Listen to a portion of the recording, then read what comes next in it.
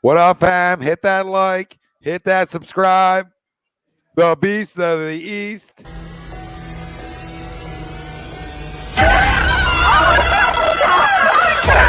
Let's go!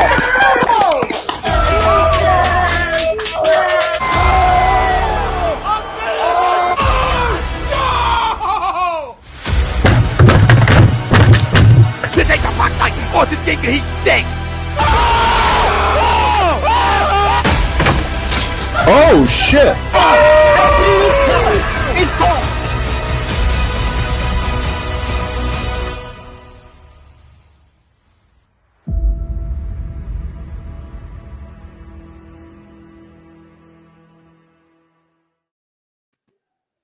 Here, and you're listening to Agree to Disagree, the flagship, only on A2D Radio. Uncle Sweeps, Nick DelGozzo, the legendary Brian Wilson, and the fucking man himself, Tom Arnone.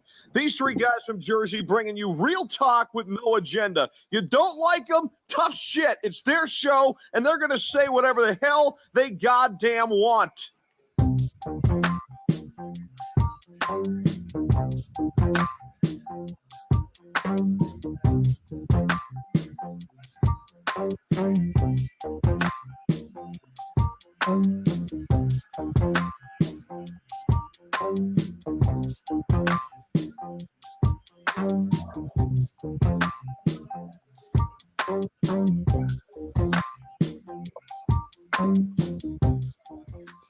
Let's go. Welcome in, everybody. This is Agree to Disagree, only on A2D Radio. Every Sunday, we are brought to you by our doc. Got to make them yours. Dr. Paul Vidal, Specialized Physical Therapy, LLC, Burlington, Cherry Hill locations. Find them on the web, specializedphysicaltherapy.com. Tom Arnone, Nick DelGozzo, Brian Wilson, Greg Mwakovic, the family out there. Welcome in. Listen, it feels good after a W. Everything feels better after a W. And I always look at it that way. How can you not? And listen, let's be excited. We got things to talk about. We got things to dive into. We'll do Crumb of the Week at the end of the show. We'll circle the NFL. We'll give our Eagles, Falcons players of the game, and we'll post-game it, dive into it, and then give you a little look ahead to San Francisco that's coming in for the home opener here at the link.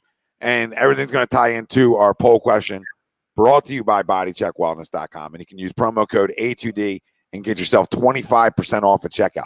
That's bodycheckwellness.com. Promo code A2D, 25% off at checkout. Our poll question for tonight's show is the Eagles holding the Falcons to field goals early set the tone for the game. Agree or disagree? Let us know. Facebook, YouTube, Twitter, Twitch. That's where we're live. Everywhere you get your podcast, we're there as well. Hey, be great like Jalen Hurts today.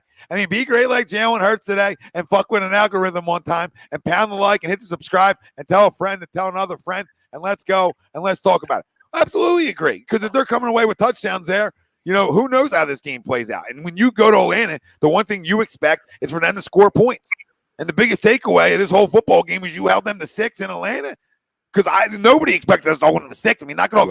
If you had a score of 32-6, good for you. Good for whatever you're drinking. You're a liar. Yeah, I felt a dub. I know a lot of other people felt like a dub was coming. But you definitely expected more points on the board from them. From us, that's sort of what I expected. I expected us to be able to go up and down the field. Because I just feel like we have a good offense. I just do. As long as this offensive line's healthy, I feel like we're going to make plays. Jalen makes plays, which opens up the running game. 173 yards on the ground today from this football team. 60 from him. So this is what you get. He threw great from the pocket when he had to. I think a couple times he might have dipped out too early and not trusted it. But listen, that's going to happen. Overall, great performance. And I completely agree to the poll question. Because if they come out with 14, because you felt early on, you couldn't stop the run. Cordell Patterson, I thought we were watching a taller Barry Sanders. But you couldn't stop the run early on in that football game. And I always liked him. Thank goodness when it got down to crunch time and money time, you were able to hold them to field goals. Because I think it definitely set the tone for the game, and then it gives you momentum. Then you go score, make it 7-6 right at that point, because all the momentum now shifts over to your side. I can't be more impressed by defense adjustment. Basically, you went shutdown, Yeah, from Mr. Gannon. Absolute shutdown. Mr. Gannon, great adjustments at half. right? And give credit where credit's due. I think Jonathan Gannon had great adjustments at half. We shut their passing game down. I think they threw for 3.5 yards an attempt in the second half. You're telling me Matt Ryan's throwing 3.5 yards per attempt? You're going to tell me I'm crazy. This is a great effort defensively. Great effort. We know they can be tough. We don't expect them to be the 85 Bears, but we know they can be top 15 and good enough. The only thing they didn't do today is I don't think they had any turnovers, right? Correct.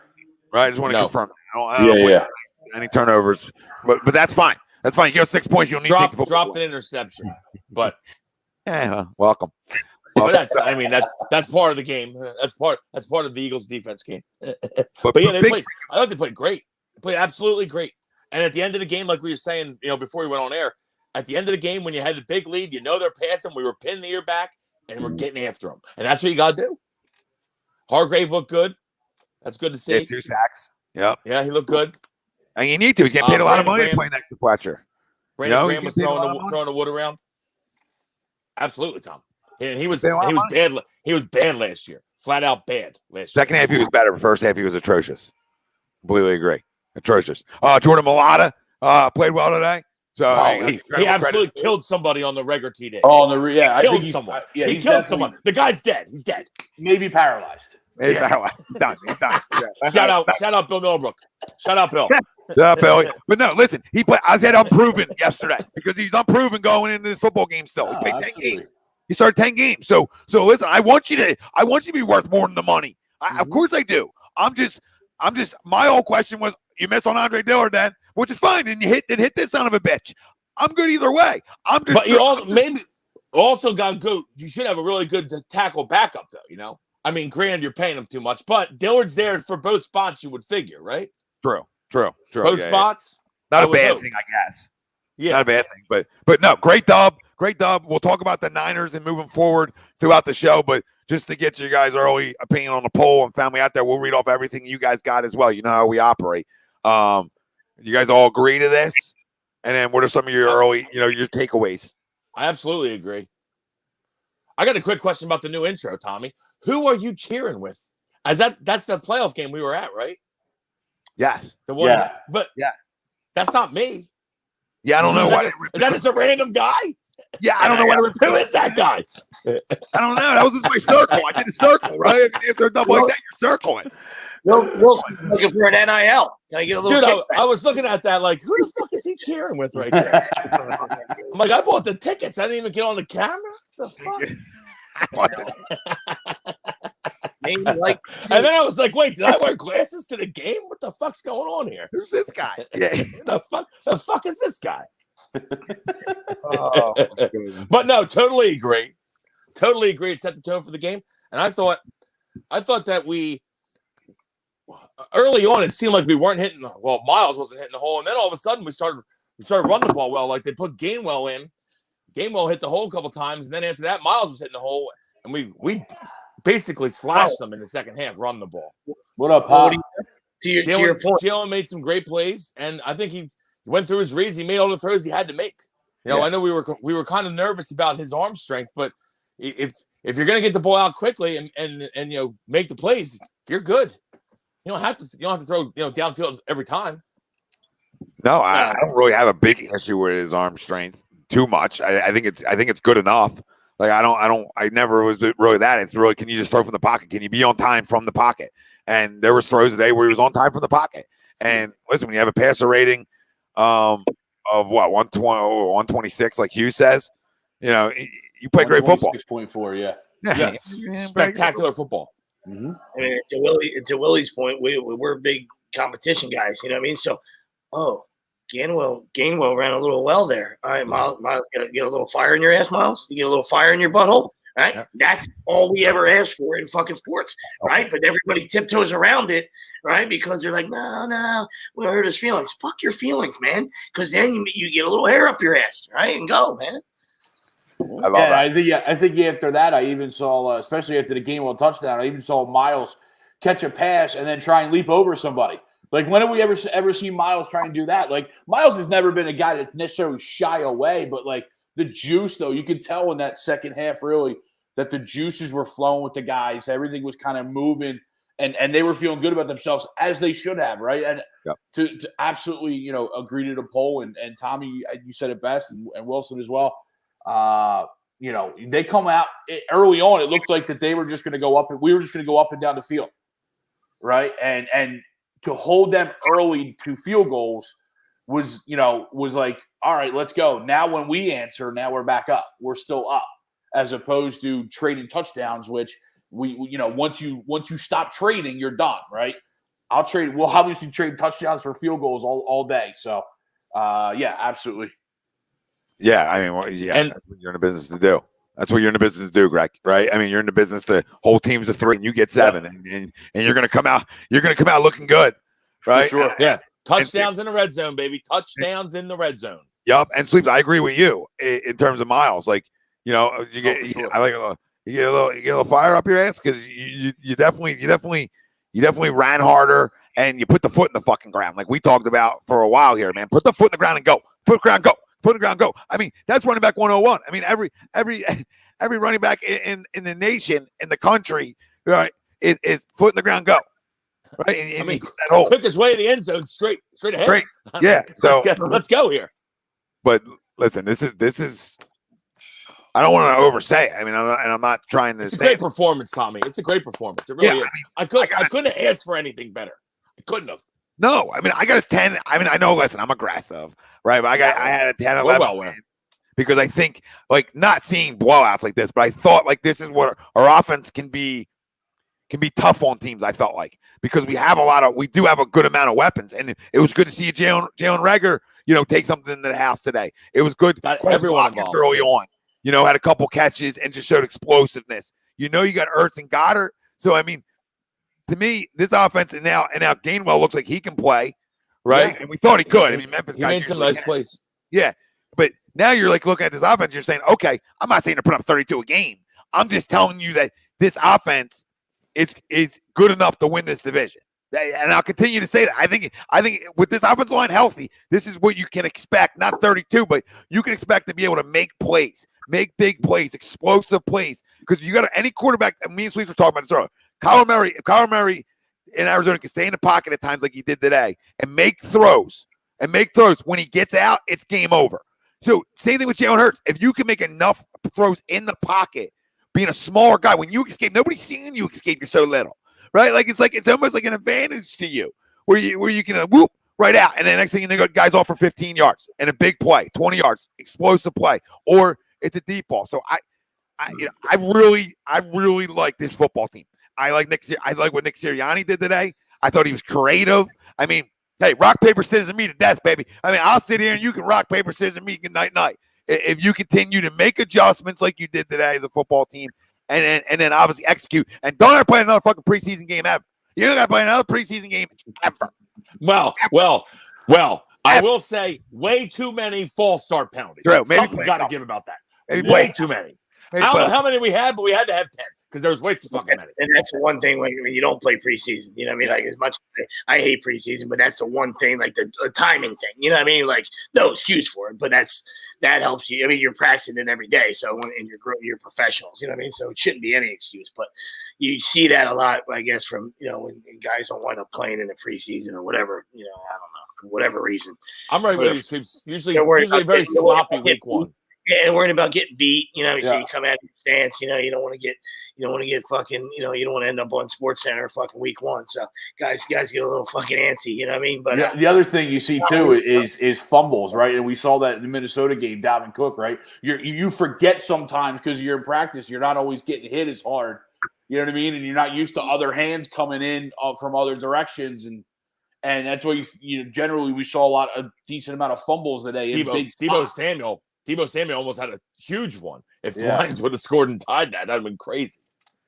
Listen, everybody tell me first off, Lamont, I tell you, there was a lot more question marks than if I believed in Jalen Hurts or not. You understand? There's a lot more question marks of this organization and what I thought, what the fuck they were doing. All right, on draft night, and we repent our sins or whatever the hell it is. Right? I mean, we're Eagles fans. Yeah, I mean, I don't give a fuck who's playing. No, nobody. We questioned the pick at the time in the situation, like anybody in their right mind would do. Yo, welcome. Let's go. Oh, Ayo, swing. Let's go. Gotta give him Get it.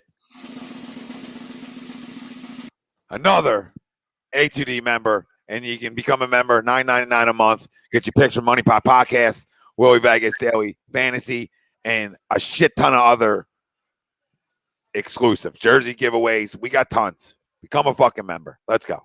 I'd like to give a big fuck you to Raheem Mostert today, too, for getting hurt 6 minutes into the game. Is that what happened? Yeah, 2 carries for 20 yards, hurt. Out. I was wondering, why Elijah Mitchell was getting all of the runs, because you figured with Trey Sermon being out, Raheem Mostert would have been the bell. Greg, I had 2 monster DraftKings lineups with Raheem Mostert sitting there with 2 points. Thanks. Yeah. What did I say about Hurts to slow down? Jinx, what did I say, Jinx? I mean, I'm telling you that he can make plays. I'm not telling you.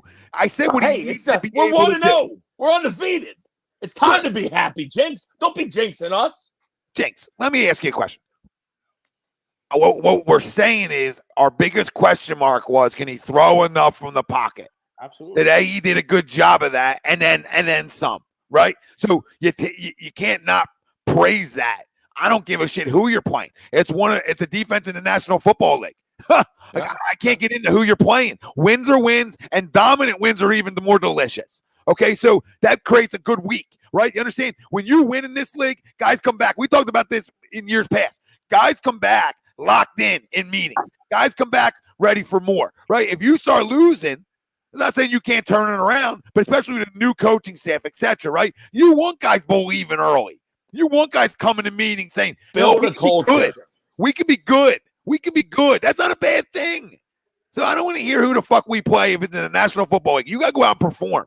And he could have easily been atrocious today and us roasting him right now. So there's the other side of it. There's always the other side of that people don't want to factor. Okay, Jalen Hurts, I'm Team Hurts, all right? As long as he's my quarterback and he proves he can play in this league, like he's shown me at times he can, and especially today, then I'm going to buy in and want to rally around a guy who's been nothing but a great teammate his whole career and does the extra. So if he can figure it out, I'm all the way on board even fucking more, because the guy we got rid of, I don't know if he can play. I don't know. So, I mean, it was unknown either way at this point. He was the worst quarterback in football last year. And plus, Tommy, let's be honest, what we want is for him to be able to play. Because then we have all these picks that we can use on other parts of the team. We want him to be able to play because he's under a rookie contract. It would be great if he can play well. By the way, I love the fact then we got money. I love the fact that Tommy's taking the heat when the only guy on here, or not the only guy, but the biggest critic of him is me, and no one's coming at me. So thank you. Keep going to Tommy. I'll take bullets. I'm sitting here. I'll take bullets. Because, I mean, I'm never saying I wasn't critical of the guy. No, absolutely. I just believe we've all been critical. He played well today, but it is only one game, right? And we have to keep that in consideration because, exactly, I mean, all these Hurts lovers, and we're all Hurts lovers in reality, right? But now we are realists, huh? right now. Yeah, right now. But as Eagles fans, we all are, right? We want him to be well, right? We want him to. Regardless of my personal thoughts and analysis, we want him to play well. But that's only one game. So just because you played well in one game doesn't mean all those other concerns are just automatically gone. No, absolutely. Not at all, Greg. Yeah, no, you got to listen. It's about consistency, right? It's about consistency. Yeah. You want to be a franchise quarterback. It's about being consistent. And, come out. You got a good defense coming into town next week. So, I don't know. The Lions just hung 33 on them. True, but still. A lot of that was at the end of the game. But yes. A better defense than Atlanta. Yes. No, it's going to be a tough game next week. Tough game. So, consistency shows me you can do it in this league. Yep. And listen, I feel like he's going to go out and play well next week too. I just think he's going to have a good year. That's just a feeling. And I could be 100% wrong. I was saying it before the year. I thought he was going to have a good year. When you're athletic, and you can make plays with your legs. If the defense doesn't get you on the ground, you're going to create havoc. You know what I mean? Right before the half, for me, that drive was the statement drive of the day, even though they went on the 17 rock, in the second half. And, great job by the coach and great job by them. It was fantastic. Right. But right before the half, he converts 2 third downs on that drive with his legs. He escapes the sack, huge run to extend the drive, and then he escapes again and finds Goddard down the side for 16 and puts it at 1st and goal. So that was if not, if they get him on the ground there, you're punting, and it's 7-6 at half. It's a totally different game. And we know football's all momentum, and how you go to the locker room. They jump off sides, for the extra point. We decided, Birds decided to go for 2. They plunge that in. Next it's 15-6, and you just grabbed all this momentum, and it was monsters for me. You know what I mean? So, anytime you have that capability, you have a chance. You're going to have a chance to have a good offensive year, because if that guy remains elusive, he's gonna be a headache. He's gonna be a headache for anybody that the Eagles play. You know what I mean? And that just creates opportunities for everybody else to get open downfield. You know what I mean? Because they got those guys. You can't cover guys for forever. You know what I mean? Like the best guys in the world, like Revis Island. Prime time. I mean, you can't run around and cover guys for 11 seconds. You know what I mean? It's at some point somebody's gonna come loose. At least a little bit of a window, you know what I mean? So the question is, can he throw on the run after he gets out there? Can he be accurate on the run? You know what I mean? I know we want him to be, can he show you, can he make throws from the pocket? We understand that, you know what I mean? That's, you guys got to be able to do that too, but the accuracy has to be from outside the pocket as well, all right? Because that's where a lot of his damage is going to be. He's going to do a lot of his damage that way, whether it's tuck it and go, or hey, somebody got free downfield. Can I put this on a dime, all right, while I'm moving, all right, and so the guy doesn't have to stop and come back to it. It's an automatic 6 if I can hit him, or a big chunk play. You can get chunk plays that way, with creating things, getting outside the pocket. You know what I mean? So. Yeah. If you're an Eagles fan, obviously that excitement's there. It is week 1, but you never. It's the National Football League. Yeah. As you guys alluded to earlier, it's not about some people were picking Eagles at 3, 4, 5, 6, 7 wins. So. I mean, who were they to go on the road and thump somebody? You know what I mean? So, kudos to them. I mean, shit. Like, if you still think they suck, then today should have been the upsets of upsets. Yeah, it's funny. Tom has them at 11, so it was par for the course for Tommy. We're right on par. Yeah, we're right on cue. It's funny, Sweeps, you're talking about Jalen being able to make plays naturally outside the pocket, right? Well, early on in this Rams game, we've seen McVay and Stafford do a little bit of the bootlegs, and naturally Stafford's never done that. And because he's not a pure runner, he doesn't attack the line of scrimmage on the bootleg to allow the defense to sag to him, which they have to do with Jalen, right? Stafford on the one where I think he did get the first down, he was just staying sideways, where we know Jalen, when he gets that bootleg, he's going to attack the line of scrimmage to make that defense come up to either, because they have to respect his run, or he's going to pick apart the open spot in the defense. Yeah, you allow running backs to slip out. You allow tight ends at times to slip out there, right? I mean, you allow just that of the underneath stuff to slip out, which can be 10, 15-yard plays, right? Mm-hmm. Chunk plays. And listen, I mean, if he continues to working and continues to get better and own it, I mean, let's see. Let's see. I mean, I think he's going to have a very good year. We'll see how it plays out. I think there's other guys who are going to have very good years. I think Devonta Smith's going to have a very good year. I think the ball's just getting rolling for him. I mean, he's just a guy, to me, he's always going to be open. He's just going to be open. So it was a good showing from him in day 1. Jalen Reagor, like we talked about, had a pulse, right? Have a pulse at wide receiver. Right? We're a fan of it. So good sighting. Good. Right? Yeah, I mean, I think that screen that he took to the house might have been his obviously the biggest play of his career, right? I mean, that was the most effort it felt up to like this point. It felt like it was the most effort he's shown on a play all year, but that's what he can do. And I love that they put him in that situation to go ahead and exploit the things that he does well. Yeah, and that's what you need. And same with Quez, and then you know what you're going to get from the tight ends. I mean, Zach only had 2 catches, but 2 good catches, and then Dallas played the second half. By the way, did you notice that? No, he didn't. Maybe I saw him walking the sideline. I don't know why. I mean, maybe they just didn't put him back in, but he didn't really. He wasn't on the field in the second half. I never saw him on the field. But you have. But I tell you what, that's the only thing I would say. My only knock on Hurts for the whole game is that he underthrew Hurts when he was wide open down the sideline, and he had to go down and catch it, and then wasn't able to get any yards after the catch. But I mean, he completed the pass, so I'm not going to kill him. But if he leads him, it might have been a touch. That's the only issue I got all game. Yeah, it's a good thing to have.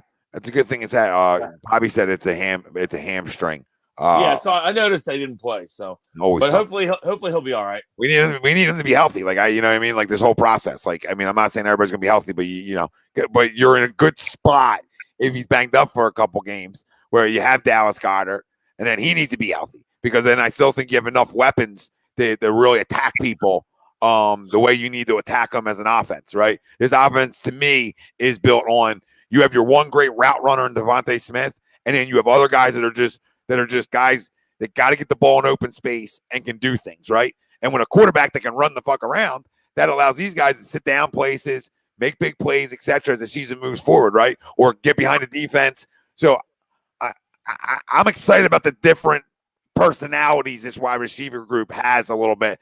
And, I don't think Greg Ward played today, even though I think he's a very good route runner for what he is. But it's a good first showing. It's good first showing. I mean, that's all it is. I'm not trying to overreact to week one because I've seen teams go real south too. But it's the way you want to open a season when you're talking about a new coach, new quarterback per se, and fuck, what else do you ask for? Absolutely, Tom. A W. Listen, it doesn't matter. Wins are hard to get in this league, dude. Ask anyone that's ever played or coached in the NFL. They'll tell you wins are hard to get in this league. Okay, so bang, 32-6 on the road. You take that all day, 8 days a week. Absolutely, dude. I mean, obviously the Eagles hated rivalry. You see, You see how hard. You see Thursday. That's not easy to win. You know what I mean? Like you had it, except for there was a guy over there wearing 12. That's pretty good. You know what I mean? But you can see how it gets snatched right from you. You know what I mean? Just And I saw someone mention Mailata's. We actually did mention it very early, but yeah, Mailata absolutely killed someone on the regular screen touchdown, which was great to see. Good to see. I mean, I want him to be great. So and we ran the ball. We ran the ball to the right and the left really well. Jason Kelce had a very good game. I saw someone else mention that too. I saw on the box. Lane Johnson took a bad penalty, but besides that, I think the line played great too. We expect the line to play great. Philly Talk Podcast, thank you. Falcons do stink. Besides the fucking false starts, obviously. He said Falcons stink, but good teams beat bad teams 32-6. I agree with you. I agree with you. Thanks, brother. Appreciate the super chat. Absolutely. No, I was saying I saw on the box score as I was scrolling. It said Jason Kelce had a fumble. Did he muff a snap or? Yeah. And they gave the fumble to him. I don't know. I might have missed that, Greg. Okay. I don't remember that. I don't remember that. He's not a skill position guy, so they would never do that. I mean, it would have to be. I don't know the exact rule. I'm just saying it's usually always the quarterback, even if even if the guy hikes it into his tank. Nutsack, yeah. Terrell taps himself with the hike. It's still on the QB. Yeah. What was I going to say? A virtual Atlanta GM says, I'm an Atlanta Falcons fan. My hat's off to you guys. You have a great team, and you won in the trenches big time. Best regards. Thanks, brother. Listen, that's the difference. That's what we talked about this week a little bit, and why some people think this team can be competitive and be good and compete for this division is because of the trenches on both sides. Yeah. There's veterans. There's all pros there. There's guys who can play. So it's not like you don't know guys can play. There's a bookend right tackle. There's a lot of money there. A lot of money on your right side and a lot of money. On both lines. Both lines. So, I mean, a lot of money. If they're healthy, this team's going to compete. Simple as that. It really is as simple as that. What's up, Derek? Absolutely, Tommy. Absolutely. What's up, Derek? What's up, Derek? Yeah, I mean, listen, Frank. If Jason Peters was back, I think I would sit out the year. You know what I mean? I'm opting out because there's no reason to. You have and I love Jason, but come on, dude's was he 39? Yeah, he's been hurt 1,000 times. I love Jason, but he's been done for 2 years. Yeah, maybe 3. Marquis Hargrave took rookie left guard to school. Yeah, he's a great day. Yes, he did. Yes, he did. Really good day. Tough day for the left guard, but hey, you get thrown in the fire. I'm sure he'll have better days, but yeah, that's what you have to do, though. That's what you need to do.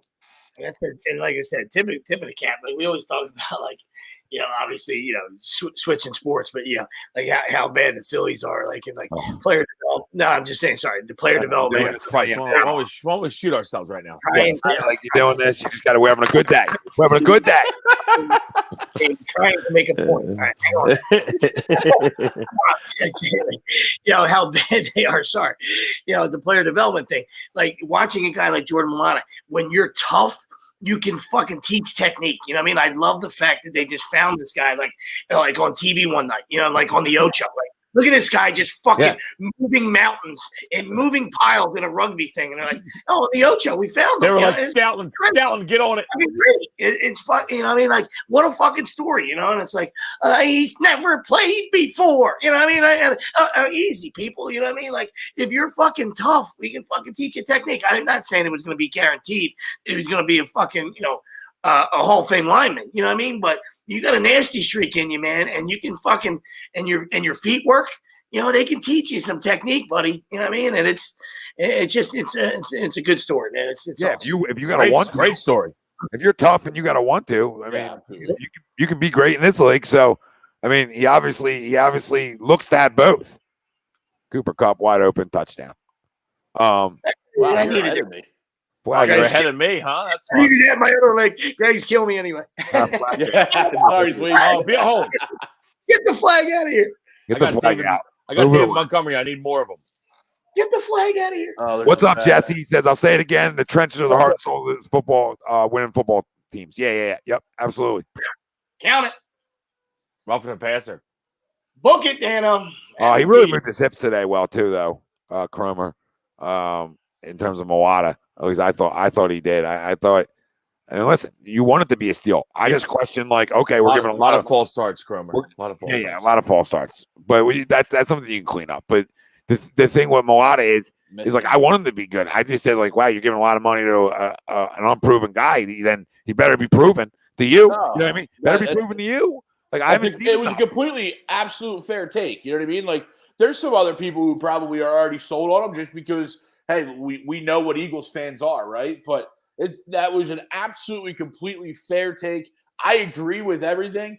It was just, to me, the only thing that didn't necessarily shock me was if he's your left tackle, you're going to have to sign him. Kind of what they did with Peters the last couple of years, right? Every time they gave him back, they're like, all right, well, we got to give you left tackle money, right? That's the only thing. Yeah.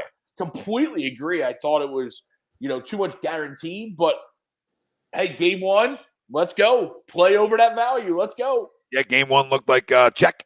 Yep. Thank you. I just wanted to see it. Meanwhile, Aaron Donald is being double teamed and knocking Jason Peters on his ass. Yeah, that's expected. But like, I just want to see it. I want to see you more. Like, I wanted to see. Okay, well, they're telling me you're worth this money. I haven't seen you since last year, and you played 10 games, and I thought you were solid. I just didn't know. Like, with Dillard still here, you're like, okay, so you missed on another fucking pick, but okay, if this guy can play, it doesn't matter. You make up for it. But Stotlin's a great offensive line coach. Yeah, and that's what he does. What Sleep is saying about about Mailata, like if you want to be taught, Stotlin's the guy to teach you. Sure. And he looks like at the IMG Academy, Tommy. Oh, IMG. That's where Stoutland worked out on Mailata for like a while at the IMG Academy. They were talking about it. Crazy. It's literally right around the block from my parents' house. Bobby, he's like 23. Yeah, Bradenton, 24. Right? Yep. Yeah, he's like 23, 24, Bobby. It's great. Listen, it's great. It's a great find. He's a mauler, it looks like. And he's a fucking monster, dude. And this is I just fucking monster. You gave him a lot of money. The last time I saw him, he was playing a ukulele. So that's my blind side. So I don't know. I need to see it. That's where my unproven came. Ukulele, rugby, 10 games. I don't know. I don't know. You drafted a left tackle and Andre Dillard. I don't know. Listen, when him and Dillard stand next to each other, it looks like Dillard should just be going to get him in lunch. You know what I mean? He's a little guy. I mean, Andre Dillard looks like a little guy next to him. I want a big mauler. Let's go. What up, Gav? What up, Bobby? He said he's 24. Yeah, I'm right with you, Tommy. And we don't like Chip, but the one thing that we loved when Chip came in and said, "Big guys beat up little guys." Joe Malon's big fucking guy. Don't start saying this. We want to win a game the rest of the year. Yeah, I mean, you said that way. We're 1-16 on the way. No, we'll be okay. We'll be all right. We'll at least be 3-14. This is a huge win though, because like we were saying, it's a really tough early season schedule on paper. It's a very tough early season schedule. So this is a huge win to get out of the way. And now you come home and you figure it's gonna, San Fran's a tough team, but at home, you could definitely take San Fran. I think we have a good shot to beat San Fran. What the fuck did I just do here? Oh, I do too. I mean, their offense doesn't scare me. Yeah, so, they're going to run the ball. Obviously Shanahan's a fucking offensive genius, whatever they want to say about him. But like, he's going to come with some wild sets, and they're going to run the ball from all different like formations and shit. And they're going to get guys involved. And Deebo Samuel can break tackles, but they're very beatable. Yeah, they're beatable, especially at home, right? You're at home too, so it makes it more in your favor as well. Yeah, and that's a West Coast team too. So.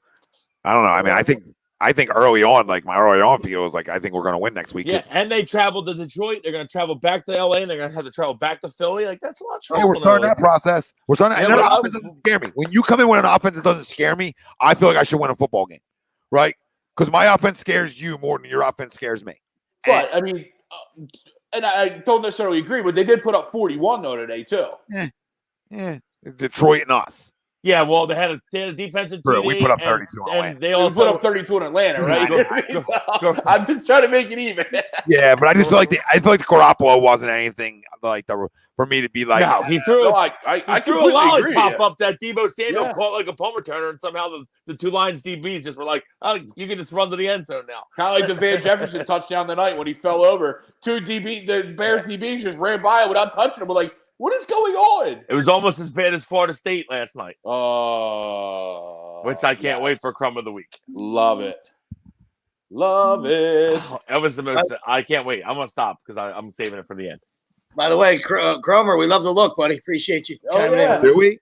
It's all fake anyway. What a fucking cheese dick with the fucking fake, but it's not real. Somebody said saw him with hair today and a beard. Somebody said they saw, the picture had a little bit there, a little bit of red here. I said he's fucking. Saw somebody say that. I figured it was. Good start, Wells. Umberto says big text next week against the Niners D line. Absolutely. Yeah. He said he hopes this line plays consistent. Agree. And I listen. We were talking about earlier. They're getting paid a lot of money. This offensive line. We expect them to be really good if they're on the football field. Especially Brandon Brooks, Jason Kelsey, and Lane Johnson. Right now, Moata looks like he can play, and Sal Mao's always been just good. Like he's always been solid. He ain't gonna hurt you, right? Until they want to play Dickerson, but he's never gonna hurt you. Mm-hmm. So, like the Niners got Niners got great defensive line, and I expect that's a dogfight. But what you do against great defensive line, you try to run the football down their fucking throat early, and that's how you beat great defensive lines. And they got a quarterback at statue, and our quarterback can run. So I mean, that changes like how I look at this game. Like their quarterback's a statue. I don't like. I think he stinks. And they're probably going to play Trey Lance at some point. We'll probably see some time in the game. Yeah, they were doing what Chicago's doing tonight with Fields. We had one pass attempt for a 5-yard TD, and he had one run for 1 yard. Yeah, I mean, like he'll probably see a little time. I'm sure Trey Lance. Yeah, whoop-de-do. Jimmy Garoppolo's a quarterback. I'd rather Trey Lance plays. We'll definitely beat him then. Throw the fucking rookie in. Throw the rookie that's never played in, please. I'd love that. Listen, we're gonna win that football game. Just to throw it out there early. There's like toss it out there early, see if it sticks. I mean, I just feel like I feel like this football game we can win. I know how you're starting this year off. Listen, man, listen. If we win this football game, Tommy's gonna be going crazy. He'll be predicting us over Tampa and KC the following week. Well, I mean, listen, Tampa's beatable. Tampa's beatable.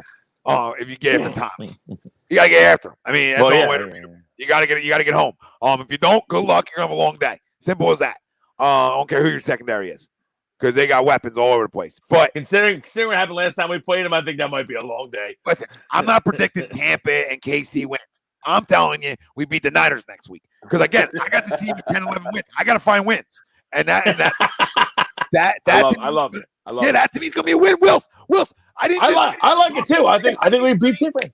I didn't just get on. I've been Kool-Aid up before the season started. 3 months ago, I was out. 5 months ago, before the draft, I was out. They did a lot of things after the draft. They got my guy Devontae. They've done things that I like. I think this football team. Listen, Dallas. I'll see you. That's all. I'll see you. I'll see you, Dallas.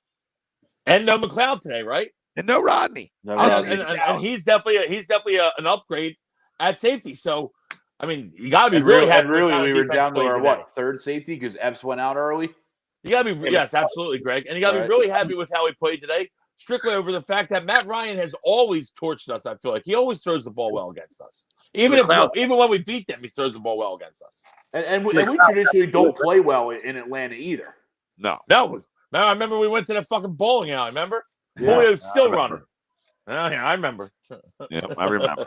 I was putting hits out on people. Frank's running around without a shirt. Shirtless. That's right. Frank was shirtless. Jesus. Yeah, he was. Yes, he was. Definitely early. Pre-COVID. Yeah, good times. Answer that guy's question. Yeah, definitely early on. I mean, but it looked like they made adjustments, and obviously, kind of puffed their chest after that, first quarter and a half, where they were kind of getting manhandled, and Atlanta was doing anything they wanted to in a quarter and a half on the ground, but still not scoring. But it's the old bend don't break. I know that's the overall defensive theme. You know what I mean? But I think they the run D stiffened up obviously as the after the second quarter. Yeah, I wonder if a defensive coordinator ever walked into an interview or like a coach's meeting, like, what's your defense philosophy? We're a complete bend don't break philosophy.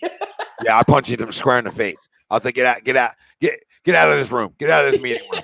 Like we're gonna at least be the aggressive sometimes. Christ, you know what I mean? Sometimes you want to bend her over. You know what I mean? Yeah. Like you don't always gotta like Uncle Sweep says, you don't always gotta be missionary. Feel free to mix her up. Feel free to spin her around a little bit. Sure. But yes, Philly, it does. I mean, Cordell Patterson looked like a big Barry Sanders early. I mean, I was like, oh my goodness, here we go. We're not gonna be. We got all this money. Always runs hard, that fucker. Eric Wilson couldn't make a tackle early. But everybody settled down, and that's the key. They all settled down. And Jesse, Kyle Pitts too. I haven't picked there. There's more talent on the board than Kyle Pitts at that early in the draft. So I mean, I think he's a tremendous talent and has a huge upside. But 4, and we covered him well today. We usually struggle against tight ends. 4, covered him well. 4 for 31. You'll take that every day of the week. Oh, that's a win. And he had a drop. They gave him a first down on that first catch, which I feel like we stopped him short. Him and Ridley had 8 targets each. 4 and 5 and Ridley caught 4 of those balls in the first drive and a half. Yeah, I mean, Ridley was 5 for 51. Again, going back to what we talked about all week on what we talked about, what you guys talked about last Sunday, and Tommy, what we talked about on Wednesday, right? How do you contain those guys, right? If one was going to go off, they can't both go off. Well, we shut them both down. and I don't think we expected to shut both down. No. Right? I mean, we didn't come into it thinking both. We said you got to take one out of the game. Like the other one beats you one-on-one, you beat you. But you got to take the other one out. And nobody expected Matt Ryan to have 3.5 yards an attempt in the second half. Nobody expects the Atlanta Falcons in Atlanta not to score points. So the biggest takeaways from this football game is this defense early on gave up yards, settled in, held the 3, right? And we were able to go and then score a touchdown, make it 7-6, and then we take the momentum. That's the biggest takeaway from this football game. And they settled in. They settled in and played great defense and held Atlanta to 6 goddamn points in Atlanta. Nobody expected that. They did nothing. This is a much improved second half. Defense. Atlanta did nothing. Yeah, this is a much improved defense, but I didn't expect it to be the way they played today. Extremely good. So let's see if it can continue. I mean, I'm more confident in the offensive side on certain things than I am the defense, but hey, great start from both sides. And Wills, to that point, what you just said, right? Atlanta did nothing in the second half. The game was still close, though, so it wasn't like those last 2 series where we knew we could pin our ears back and go get the quarterback. It was still a game. It was still a 1-2 possession game up until it was 22-6 for a while. 5 minutes left in the fourth quarter, right? That was that last 4th down that they missed, right? It was 22-6 for a while, and if they score a touchdown there, it's a 1-score game. Yeah, at any time. So, and we were just every time they got the ball back, it was 3 and out, or they would get one first down, and then it was 3 and out. We did a great job second half. Yeah, great job. Absolutely. Yeah, I didn't hear Steven Nelson's name a lot, which is a win. Yeah. Right? He dropped a pick, but he played pretty well, I thought. Yeah, I mean, when you don't hear a guy too much, that's a win. I thought Avonte Maddox played good in the slot. I thought Darius can't tackle me or you, but I thought he played well because early on, I mean, he was. I mean, your whole really 5 for 51. You got to be happy with that. Yeah. I'm just talking about tackling. He was Olay. Oh, he got ran the fuck over by Cordero. That Patterson runs hard though. Probably should have been a running back his whole life because he was a first-round wide receiver. No, he didn't. Dude can't catch a cold. But I agree with you. He can run. Here. Smith, Waddle, and Chase all did look good today. Yeah, I agree with you, Rock. Back to no. Gage didn't have. Sorry, Sweeps. Gage didn't have a catch on 2 targets. No catch. I was just going to comment on Tommy's point. I like Pitts. But 4 was too high. You know what I mean? Like, and you're not ready to win right now. You know what I mean? So they weren't a player away. You got rid of Julio Jones, so then you're like, all right, well, we're a good football team. We lost Julio Jones. Let's add another playmaker. You know what I mean? When you got a left tackle that might be there for 15 years on the board, and you got 2 defensive corners where you guys slightly struggled today a little bit. You could have got a corner there. You know what I mean? People say, oh, maybe the corners were too. Maybe that was too high. That was too high to take. I love Pitts like 10. Pitts like 10 to 12 is a great pick. Like he doesn't need to go top 10 in a draft that was filled like this one was, right? Like especially with quarterbacks too. I mean, it was loaded with quarterbacks. You had offensive linemen that were there. You had defensive linemen there. You had a lot of like top 15 corners in the draft. You have a guy like Najee Harris in the draft. I mean, there was a lot of talent on all positions that are much more needed than a tight end when you're right, Sleep. You're not trying to win now, and if you were, then you keep Julio. You know what I mean? So if you're trying to be like the most explosive offense in the world, then you keep Julio too, and you run it with those.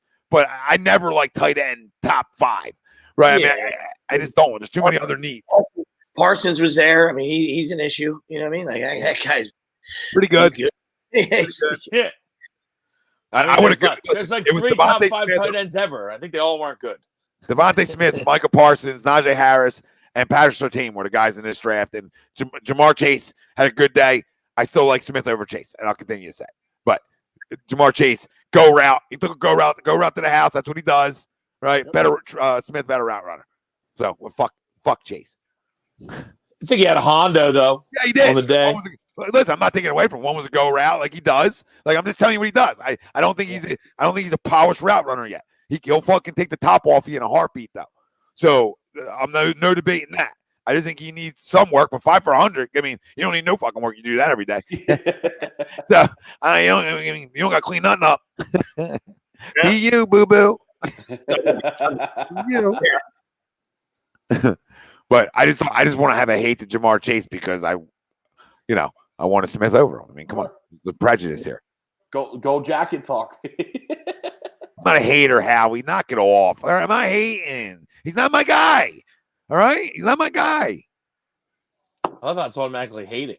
Yeah, I would have taken other guys over. We have Devonta Smith, so obviously he fucked Jamar Chase. Micah Parsons. I'll tell you what, I think Micah Parsons is going to be a good player. I liked him a lot at Penn State, but he got a little exposed by Tommy. A lot of the passes went his way on Thursday night. Yeah, tough first matchup. Yeah, it's really tough. Really tough. tough first matchup to go against that offense. But listen, he's just a fucking raw, athletic monster. Oh, it's all over the field. You can't teach He'll be that. fine. But again, I mean, that's a linebacker. That's a linebacker in a good spot. I would take Parsons 4. I would take Parsons worthy of 2. I mean, Parsons worthy of a lot of spots because I think over time he's going to be that much of a game changer. Sure. If you listen to him talk, he's a fucking competitive fucking junkie, which I love. He wants to beat you in everything, even eating anything he does. But whatever. We got the right guy, so that's all that matters. And it looks like they have a little bit of a chemistry still together, similar to what Chase and Barrow have in Cincy, which I think is a win for both organizations in terms of that, right? So it better work out for Cincy because they didn't draft Sewell, so.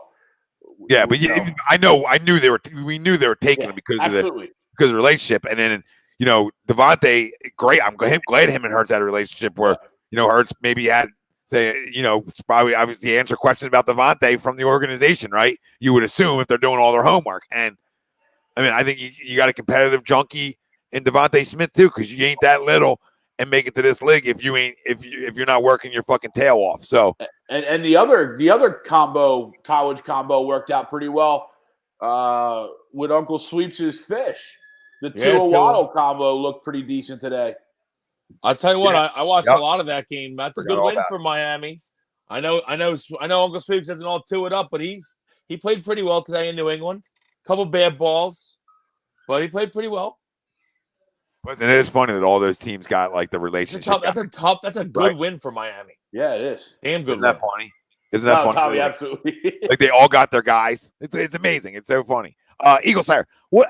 There's nothing to satisfy me. See, you guys take everything the wrong way. Everything the wrong way. I can't question because of what they did. Nobody understands. I questioned Jalen Hurts picking the time because of what they did. All right, because of what they signed Carson to. I questioned the Mulata signing at the time because you drafted a left tackle in the fucking first round. So you're telling me he's a mess. So that's what you're telling me. So I'm just asking questions. I'm curious fucking George. I'm curious Tommy. Right? I'm just asking questions because I don't understand.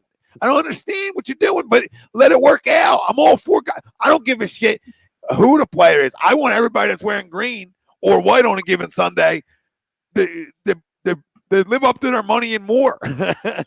Unlike the Phillies. You know what I mean? I want guys that live up the money. Fucking JT Realmuto stinks. Sorry, I just want to say that one more time. Oh, the Bears complete one inside the 5. But yeah, Miami looked good. Sweeps. Defensively, they're fucking good. And that's what won the game. You know what I mean? Like, I'm not going to take anything away from Tua, but terrible pick. No, I'm just being real. Terrible pick at the 8-minute mark. Terrible fucking pick, right? If Patriots go down, they get to the 5-yard line, and fucking defense makes a play. Howard hops on a fumble, and then you make one or two more. You get one first down, and it's Neal City. So obviously monster win. I don't take I don't take anything away from the kid. You know what I mean? Like I told you guys that before. You know what I mean? Like the better he does, and the more they win. Like. Put some milk on my fucking crow. I'll fucking deliciously eat it. You know Justin Fields just scored. Yes. I'm on the same page as you. I'm not on a delay. That's not in here yet, I guess. No, I was going to do a read, but it's not in here. So I don't know. I don't know what happened. Why did that go to there like this? What is going on here? Yeah. First off, 60 people watching. Only 180 people watching and only 60 likes. So I don't know why people aren't trying to be great today and fuck with an algorithm. Like, what are we doing? Hit that like. What are we doing here? What are we doing? Pound the like. We got things for you. Hit the like. Okay? Tons of things for you. And you can get 20% off and free shipping with the code A2D at manscaped.com. Unlock your confidence. Always use the right tools for the job with Manscaped. Go use the promo code. Head the goddamn toe. You're taken care of. I'm telling you, everything for you. The ball deodorant, you're smelling delicious. You're walking around feeling good. You're talking good. You get there's so many options for you. Head to toe, I'm telling you. From all day. From the weed whacker for the nose, right? The cologne. There's shampoo. They got you covered head to toe. Everything. Use promo code HUD and get 20% regular nose or penis nose. What do we goes for the nose? And if you want to win some money, join our A2D membership at $9.99 a month. Perks include appearances on shows, members-only live streams, shout-outs, and weekly sports picks from Money Pot Podcast and Willie Vegas. The link to become a member is pinned right at the top over on YouTube. Come on, we already got one. I think we already got 2 members tonight. So let's get a couple more. Hop in. Let's get a couple more. Win some money here. Nobody's giving it away for $9.99 a month. You know what I mean? Grow up if you think somebody is. Grow up. But let's talk about. I got one more. I gotta tell the people about Fan Up because I'm already enjoying it. Every Sunday you can get in the contest. And there's so many things. They got one going on right now. If you get one entry, they'll give you 10. It's a Fan Up's Flex Ball contest. No draft, no salary cap or waivers. Simply pick Your top 7 players each week from weeks 1 to 17. Flex position gets 1.5 extra points. The grand prize is $225,000 and 2 VIP experiences Super Bowl in LA. The prize pool is $450,000, and get this, only $100 to enter. 3 for $275, but they're gifting you. So 1 gets you 10, right? Well, I mean, 1, you get 9 out of it. You get 9. Get in. Fan up. Go download the app. I got it. I love it. I'm telling you, it's freaking delicious, and it's a buddy of mine, and it was in beta 2 years ago, and we've had this conversation, and he's got it up and running, and I love what they're doing, and a chance to win $225,000. And the kicker is there's only 5,000 people that can enter that specific one. So, you got a good chance when you got 10-piece. You got 10-piece nugget laying around. You get a little chance. Got a little chance. That's all you're asking for. So you're telling me there's a chance. And when we talk about the Philadelphia Eagles, you're goddamn telling me that there's a chance this year, boys. There's a chance to win this damn division. And I'll leave it at that. I'm not talking about winning playoff games. I ain't going to do all that kind of crazy shit. There's we can get there. We'll get there. Legit chance to win this division. So fuck what you heard about Dallas. I want them. Come on into town. Hey, we're your first place, Philadelphia Eagles. Yeah. Actually, put some respect on our name. One game up. Everybody lost. Love it. Dak looked pretty good. Yeah. Dak looked pretty good. The Giants did not look good. Shocker, I haven't seen spells anywhere. Been on the look for him. Haven't seen them. Oh, my God. He actually thought they were going to be good. It's amazing. Danny Dimes. Oh, my Lord. Another fumble today for Dan. Struggle for Dan. In case anybody was wondering, he fumbled again. It's death taxes and Daniel Jones and Wentz both fumbled. Attaboy Carson. Lucas Press, what's up, Lucas? Definitely a great win, and tackling early on was rough. Second half was cleaned up though, so I'll give him a little break on it. But yeah, first half was rough. Cordell Patterson he might have had 8 broken tackles himself.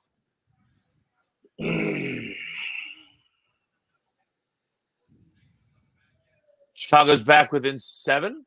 Yeah, I need it.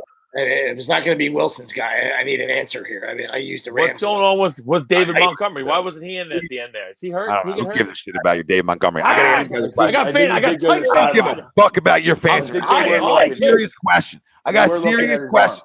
Suicide. Serious? Yeah, suicide. I'm right with you. I got the Rams. I got the Rams and suicide. I also have the Rams and suicide. Me too. I'm not trying to get bounced week 1. And I'll tell you, I got a question for you guys. I got a fucking question and a big one. Let's hear the question. Well, wherever you stood with this football team, has anything changed for you? I'm happy with the showing today. I was a little nervous. I still think that we're around a 500 team, but we could be above that. 500. Grow up. 500's laughable to me. Not for me. Not after a week 1 Atlanta. You're so hard to please. Yeah, I shouldn't even ask you with this one. I think they played well. I like how they started. Right, that's naturally. I had it as a loss, so I guess it changed for 1 game. Right, so now they're at 7 wins. Right, so but no, not overly much. All right, but we'll see. Like you come back and as you allude, and I think it is a fair chance, right? You come back and you beat the 49ers at home. Now we can start talking, right? Because now it's not the Falcons. It's the 49ers. Not saying the Falcons aren't a legit team, but they're not. We know what they're going to be, right? Yeah. The 49ers are a good football team. Yeah, they're well coached, better football team, well coached, more talent. Not obviously as good of a quarterback. So I mean, all those things are true that you said, but on the road's tough to win though. That's why today's impressive.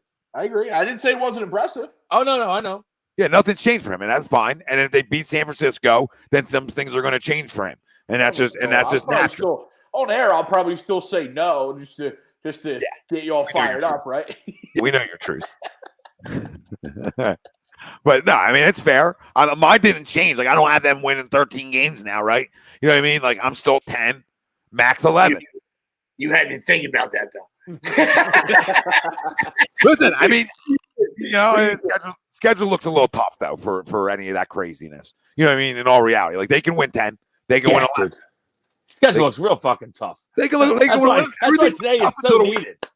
We can beat a tough team. Everybody don't want to play. We beat a tough team, Wills.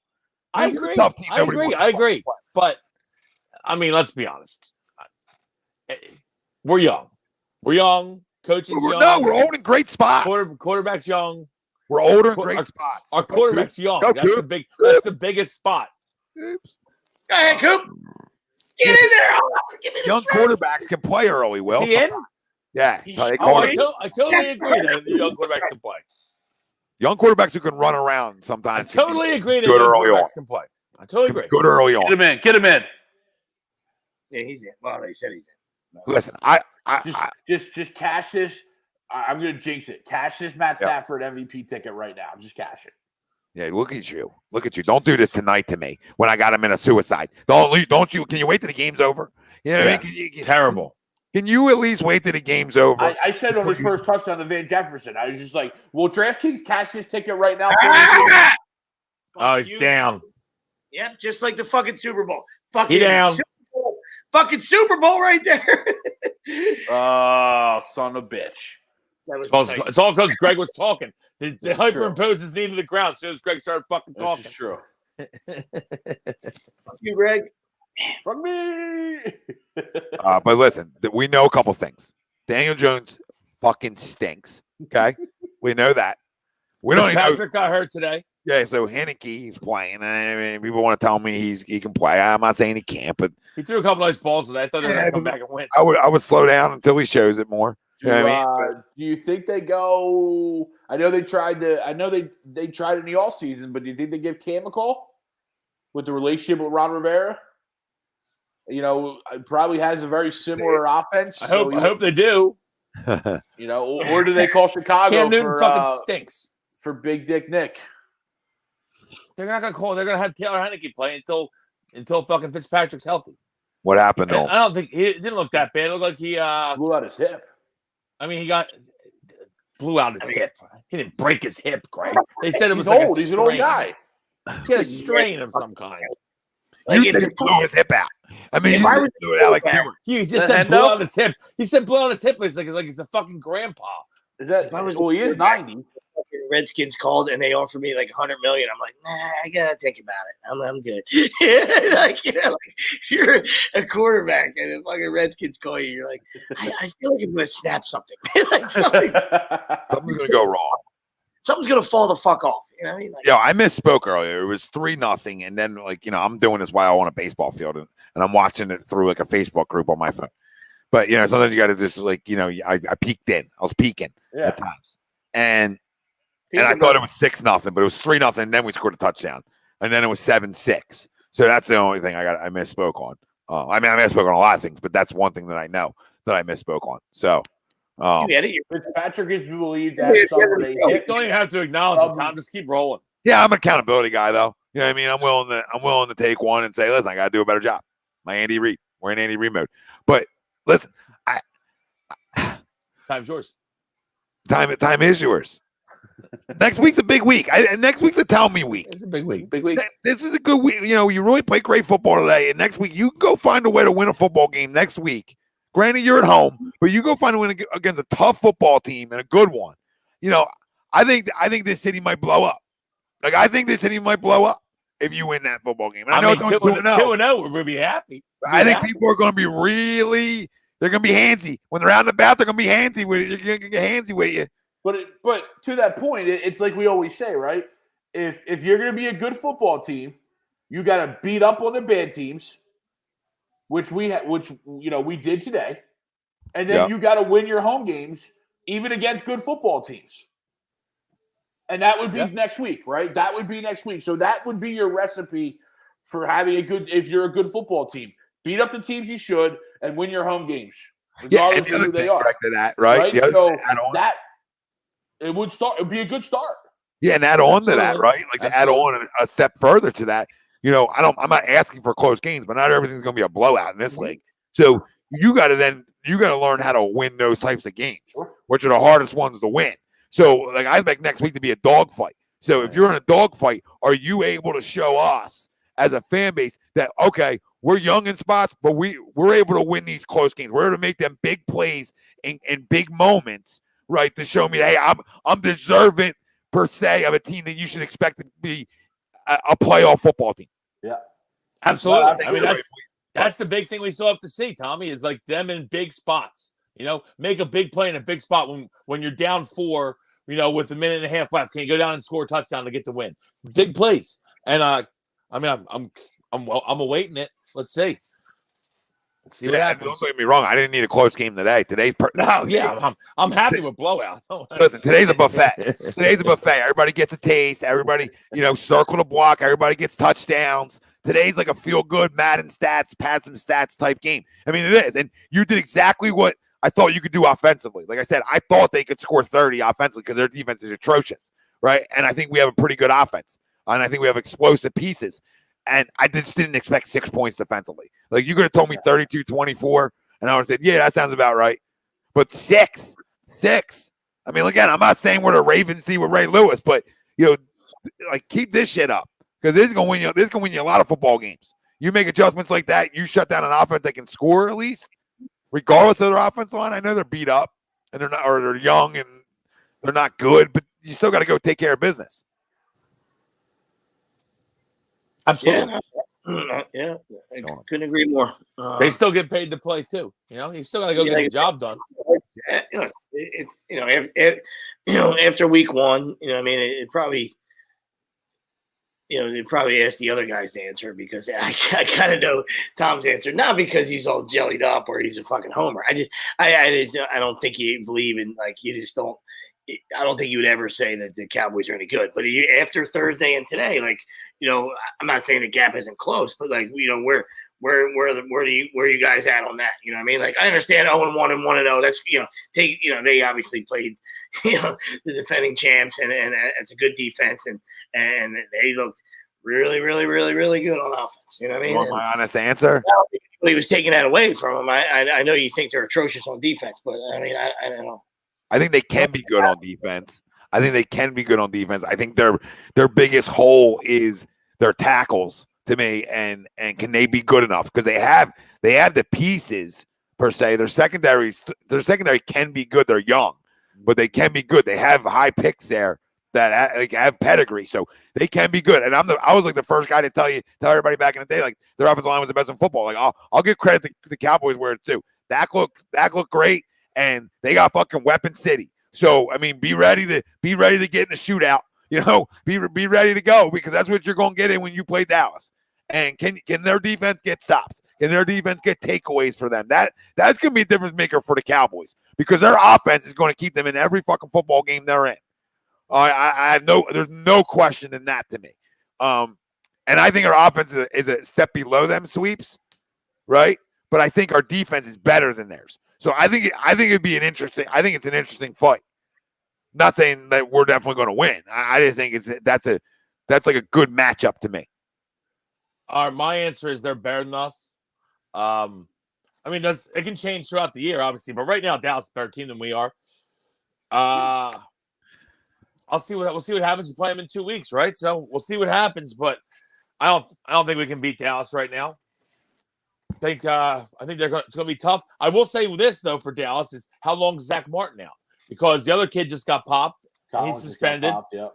Lyle Collins just got suspended. So if Zach Martin's out for a little while, they're not better than us without those two guys. Then with those two are out, then we can talk some things because then we got to get some pressure on Dak. But right now, Dallas is a better team than we are. Yes, Zach Martin will probably be back this week. He was just on the COVID list, but he didn't actually have it, so he'll probably be back. I thought it was hurt. So he's just a week outer. Yeah, he just couldn't play this week. All right, so he wasn't hurt. I agree. Losing Collins is monumental for them. Starting right tackle, I believe. Right. Yep. Yeah. I think they're still the better team right now. Dak played very well on Thursday. And kind of put a lot of, at least for now, those potential shoulder concerns away, right? And he moved around enough to put the ankle concerns away for now. Doesn't mean they both can't pop back up, right? Yeah. But I do agree with Tommy. I think at least the way they played this week, our defense is better than theirs. Granted, obviously 41 points or 31 points to 6, that's not entirely what I'm using, you know what I mean? But so I do think it's a little closer than I probably would have had it 2 weeks ago going into the year. Yeah. But I still think they're the top of the division for now. Yeah, I mean, I have to have us a little bit better than them to win it. So that's I'd say we're like right with Washington. Maybe if with Fitzpatrick hurt, we might be slightly ahead of Washington. Head and shoulders above Giants, and then I'd say that Dallas is another head above us. Tier. You're going tiering. Yeah, we'll tier it. We'll tier it. Dallas like a tier 1. I'd say us and Washington are right around tier 2, and then Giants like tier 4, 5, maybe. I think it's like almost like for me, it's close. It's like a 1A, 1B. I think we sneak it out. That's why you might need 11. You might need an 11 piece. So that's why you might need 11 because they're gonna win 10 games minimum if they're healthy. So I mean that's just the way I look at that minimum. If they're healthy and they're going and their defense gets better, right? They're gonna win football games. But if they're in shootouts every game, I mean that can also take a toll too. So I mean they gotta get stopped. Yeah.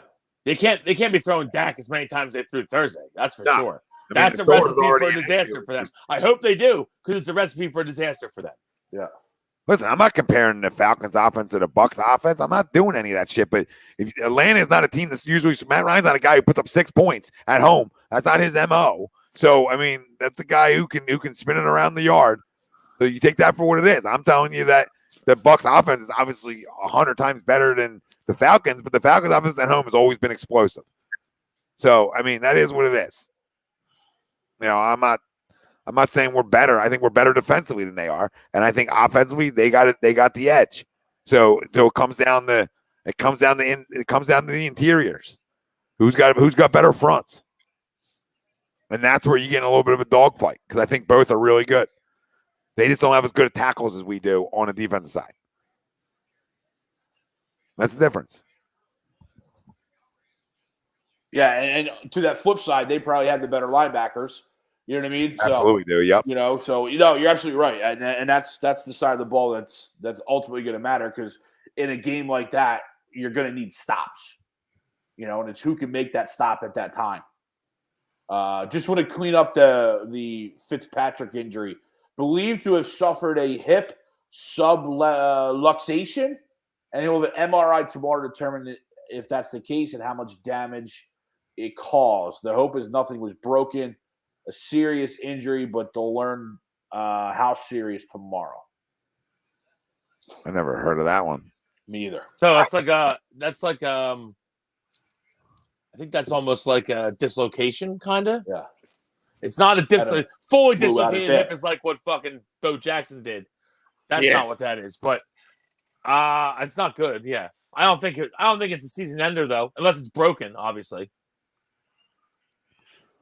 Yeah, doesn't sound like a season ender. Current quarterbacks Tyler Heineke and Kyle Allen. Yeah, the kid yep, that's right, Kyle Allen. That's the one I fucked the name up the other week. Kid they traded from Colorado for. Yeah. He came with Ron Rivera, basically. Hargraves did look good. I forget who said that. Hargrave looked very good, yes. Yeah, Hargrave looked good. Yeah, and you got to be great when you're playing against, when you're playing alongside somebody of that caliber and you're getting paid a lot of money.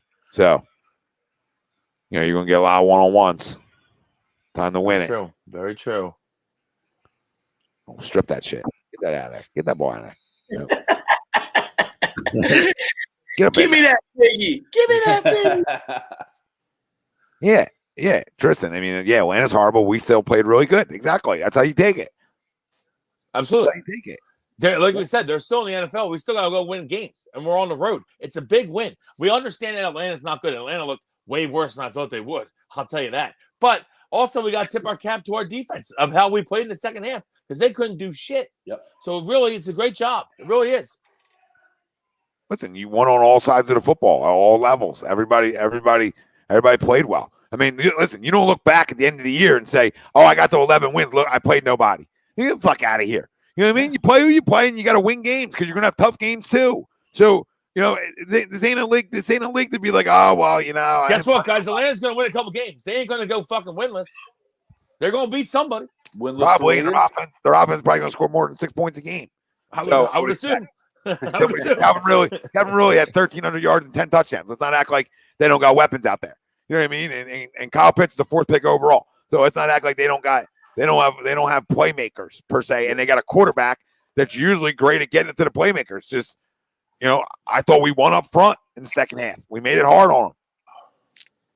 And I think we can do the same thing to Jimmy G next week if we can win up front. Come on, Aaron. Fumble.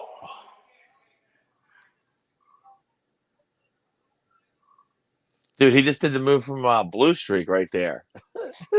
Anybody remembers that movie Blue Streak? That's the sack celebration there. Yes. Yeah. When he's like, do that thing you did where the guts fell out. See that's where the guts fell out right there. Adam, he's crazy. Gainwell and Steven Nelson did look good in their first Eagles games. Absolutely. Two strong additions. Obviously, we know Steven Nelson. We needed a guy just to be able to play the other side. I mean, Christ, somebody with some history. So, good signing. Good signing. And Gainwell, like I said earlier, Memphis running backs have seen the pan out of late. So keep going a little well, baby. I know we like absolutely. I know we like aggressive guys. I mean, you know how I feel about kickers and stuff. You know what I mean? But like your thoughts on going for it there in the third quarter, or was it more of like did you not like the move or did you not like the play call? You know what I mean? Like, you know what, Greg? I want to hear. I want to run the third down if you're going to go for it. I don't know. I would have went for the field goal on the first one. I'd say. I want to hear Greg's thoughts on this because all I heard from Greg about Doug was he had such a problem with it. I recall it. I recall a lot of Sundays having an issue with Doug's aggressiveness. So where do you stand with Knicks? I'm going to be honest with you. This is the part of the game that I didn't see very much of. So I couldn't speak in context of the game. You know what I mean? Like, I don't want to sit there and either rip them or agree with them without knowing the flow and the context of the game. Third quarter, 15-6, 3rd and 2 on the Atlanta 25. 4th and 2, right? Complete pass, and then they went for it on 4th and 2 and ran a 1-yard dive into the line. You know what I mean? Yep. More, like I said, that's what I was kind of asking you guys, but I gave you a little description for you, so maybe you can answer a little better. Yeah, I'm always. You're not like the move, or do you not like the play calls? You know what I mean? Yeah, I'm always a guy in that scenario of a close game, especially if you're up on the road. You take the points when they're given to you. You know what I mean? And so I would have kicked the field goal, and then gone up 8, and then going up 12, right? 18-6, and just continue to pile on points because we didn't realize. Obviously, we don't know what the end of that game's going to show to where we know we're going to score 32 points. In theory, obviously, everyone still thinks it's a dogfight. We don't realize that the dog's lame. and you think that they're going to score points. Everyone scores points in the NFL. Yes, I was good with it with Doug, and I'm good with it with Nick. Like, especially early on in your coaching career somewhere, like, show guys you're confident in it. I could do without the play call. I could do without the dive. I'd rather get my quarterback moving. I'd rather RPOs. I'd rather do things like that. So I didn't like the play call, but I got no problem with you being an aggressive fucking junkie. So, I mean, I'll go for a 4th down all the time. I'd be like fucking mad. People be running me out of cities. I would get run out of every city because here goes Tom 4th and 12 again. You know what I mean? to piggyback you, Tommy, I probably would have went for that one too because we were kind of like foot on the throat there almost. Like if you get that and you go score a touchdown there, it's like, hey, this game's kind of over. You know? But the one in the second quarter that he went for and got stopped is when I probably would have kicked the field goal. Early in the game, still take the point. Second half, I'm okay with putting your foot on their throat and going. Listen, hang your sack out there. Just have the right play calls. Know your personnel, and he's learning it. But know your quarterback. Your quarterback alone. Put it in the belly. Let him make a decision and go. Like I'm not talking about you're not running options here. You're running RPOs. Either put it in his belly or he goes, and that puts pressure on the defense right there. I mean, 4th and 2s, 4th and 1s. I mean, they're the ones you're able to do those things. Just I could do without the dead direct dive. You know what I mean? Like direct dives. Like what are we doing? You know what I mean? Let my quarterback make that decision. Yeah. And he can either run, he can pass, he can do things from that plate, from that situation in a 4th and 2. There's so many options that you can put and trust in your quarterback's hands instead of a dead dive. You know, you got fucking old Brandon Jacobs back in the day to maybe dive it in. You know what I mean? But like, yeah, it's kind of where I landed. You know what I mean? I just, I just didn't like the play calling. You know what I mean? I don't care.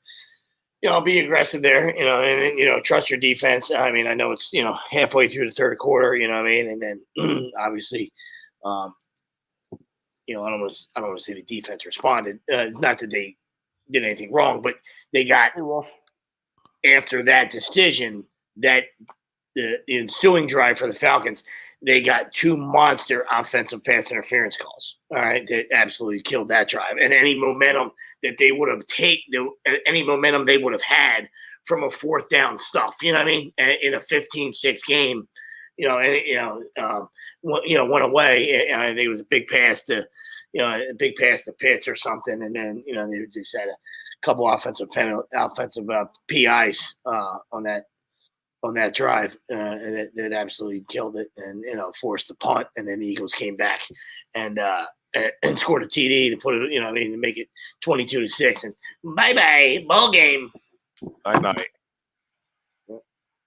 Let's go Rams. Here we go. Jess says Falcons being an NFL team and not knowing how to set up a natural pick play the entire game was kind of funny. PI. Yeah, Jersey boy, I do think that that Miles and Devontae will get 1,000 yards this year, but we shall see.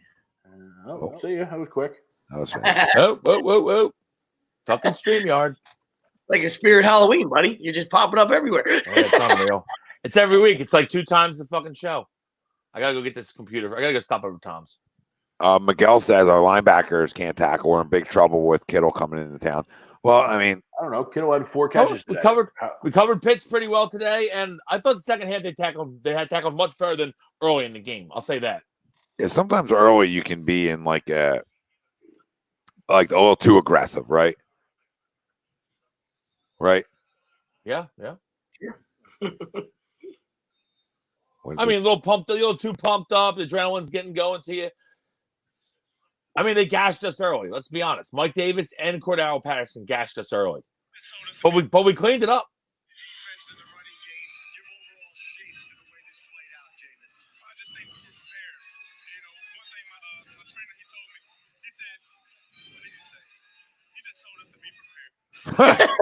You guys hear that?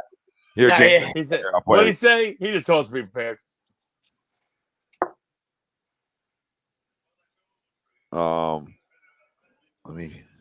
He just said, yeah, they told me to be prepared. He's something. Who was that? Defense in the running game, give overall shape to the way this played out, Jameis. I just think we were prepared. One thing my trainer, he told me, he said, what did he say? He just told us to be prepared. It's like when you got that W. My trainer said, eat that W. My trainer said, oh, what did he say? He said, be prepared. It's like he answered his own questions. What did he say? Oh, he said, be prepared. Hey, Jameis played well today. 5 touchies. A little 5 spot for Jameis. Yeah, didn't play bad. Only threw for $180, but he threw for 5 touchies. Didn't hurt that Green Bay had like 26 yards at half. Hey, you might want to show up one time. Did he look terrible or what? Was Green Bay in New Orleans or what happened? Didn't realize the game was in Jacksonville? I don't know what happened. Yeah, I mean that wasn't how they weren't blocking at all. They couldn't run the ball, period, at all. And they were all over Rodgers. And by like the second quarter, he looked like he didn't even want to be on the field. So that's going to be something that the Green Bay is going to have to deal with. Yeah. I mean, they got. Well, listen. The one thing we know about Green Bay, they can't stop the run, and look like they can't stop anything again. So that's their biggest Achilles heel, and then obviously they can't. They gave up like 168 on the ground. And the Saints always play well at home, but they weren't even at home. I mean, they were the home team. It was in Jacksonville, but the Saints are historically better at home team than the road team. But I mean, like you said, did you even count that as a home game? I don't know. Yeah.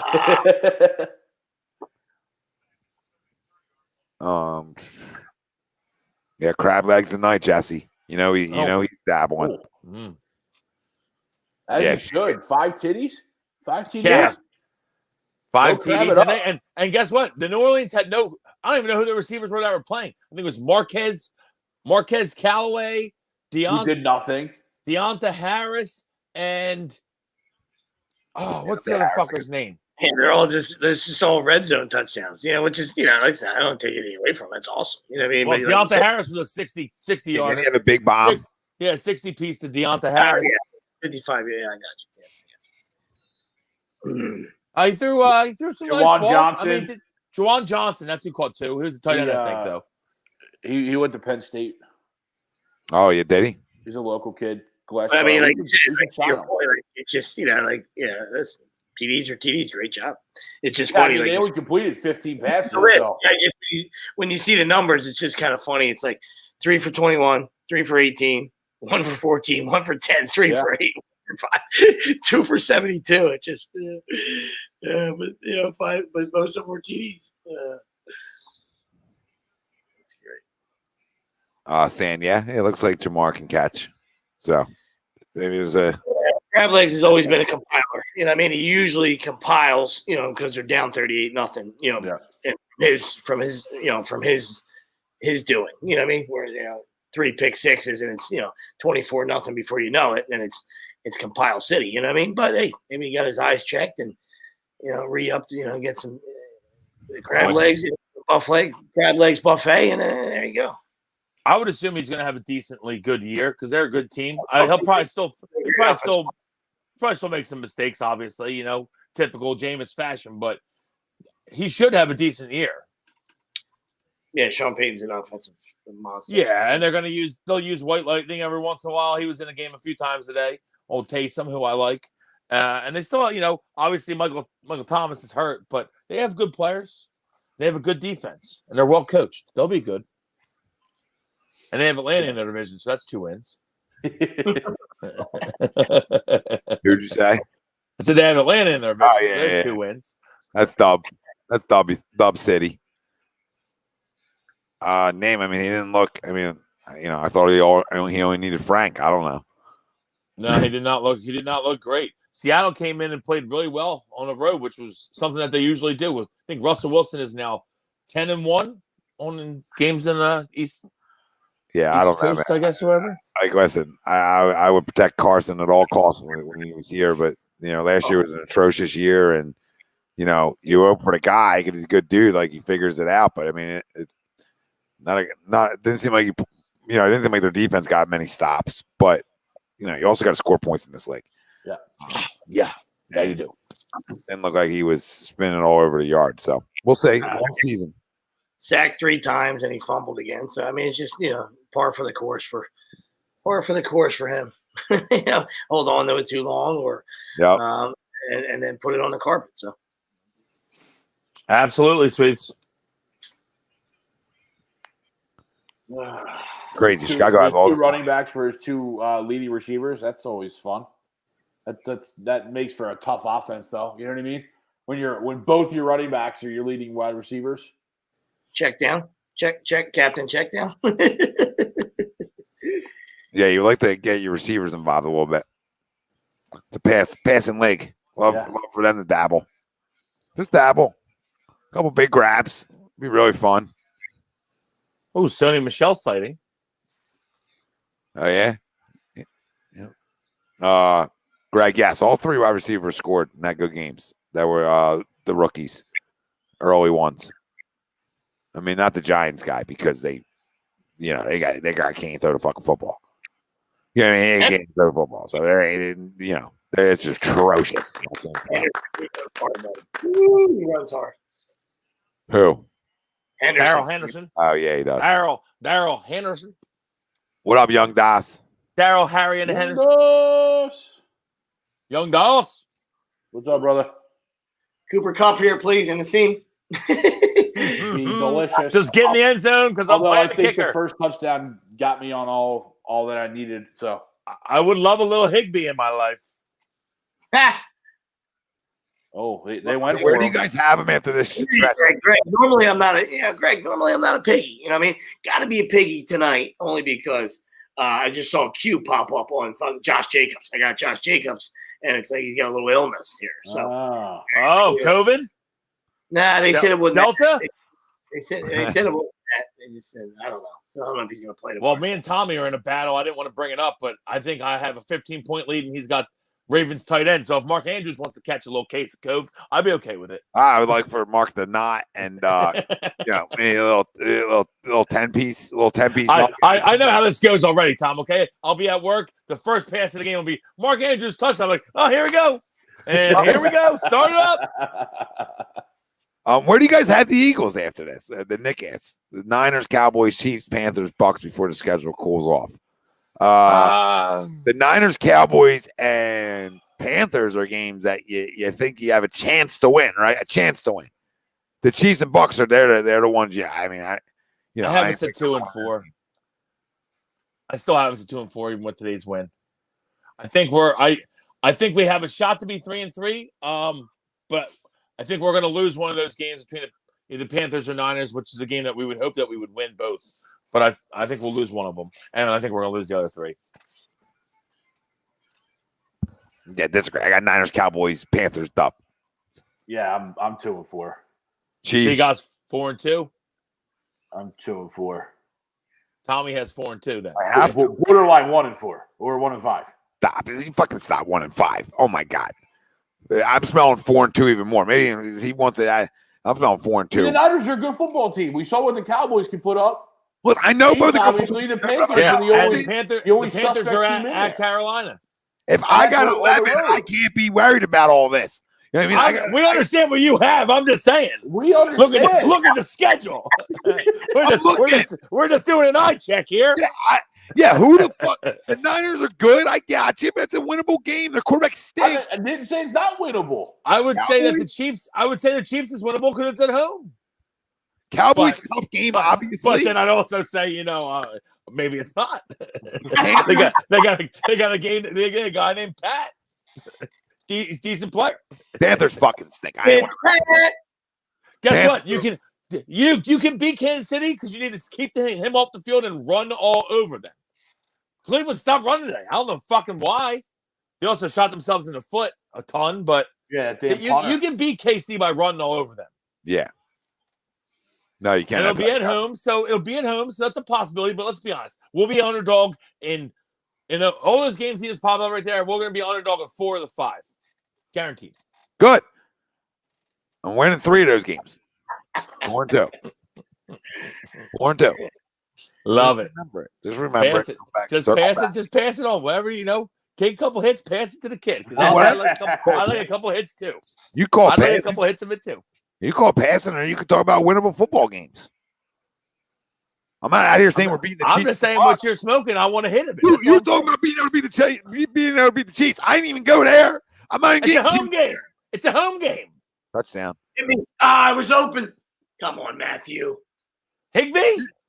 You talk about beating the Deshaun? Is that Deshaun? But I can't talk about beating the Panthers. Number?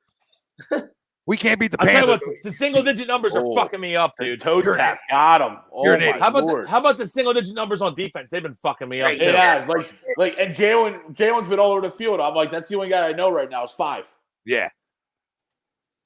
Listen, Deshaun's their whole receiving core single digits, I think, besides Cup. Deshaun's 1, Woods is 2. Stupid. Cup's 10.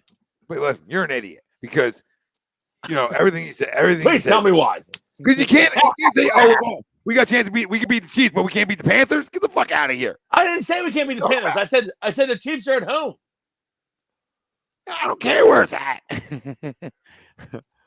Home games are easier to win. That's just fact. I got you, but also opponents dictate that a little bit too. I would agree. I think that the Panthers are a very winnable game. It's the only game I have us winning in the whole set there. So I don't know why you're coming at me about the Panthers. Well, I'm just okay. They can beat the Niners if they can beat the Chiefs. They could beat the Niners. I just don't think they're going to. Survivor pool. Moving on. Another week. Yep. Moving on. Yeah, I took Carolina. I had the Rams as well. Good moving on. Yeah, Carolina's a great take. I was debating Carolina. I was also debating San Fran, and I would have probably shit myself when the Lions were coming back. So I'm happy I didn't take San Fran. Yeah, there was a lot of those those heavy favorites were all road games. Yeah, I don't like the road games. Yeah, I'm with you on that. Out of those coin tosses, man, were crazy, Yeah. Hoping a lot of people had the Bills. Let's go.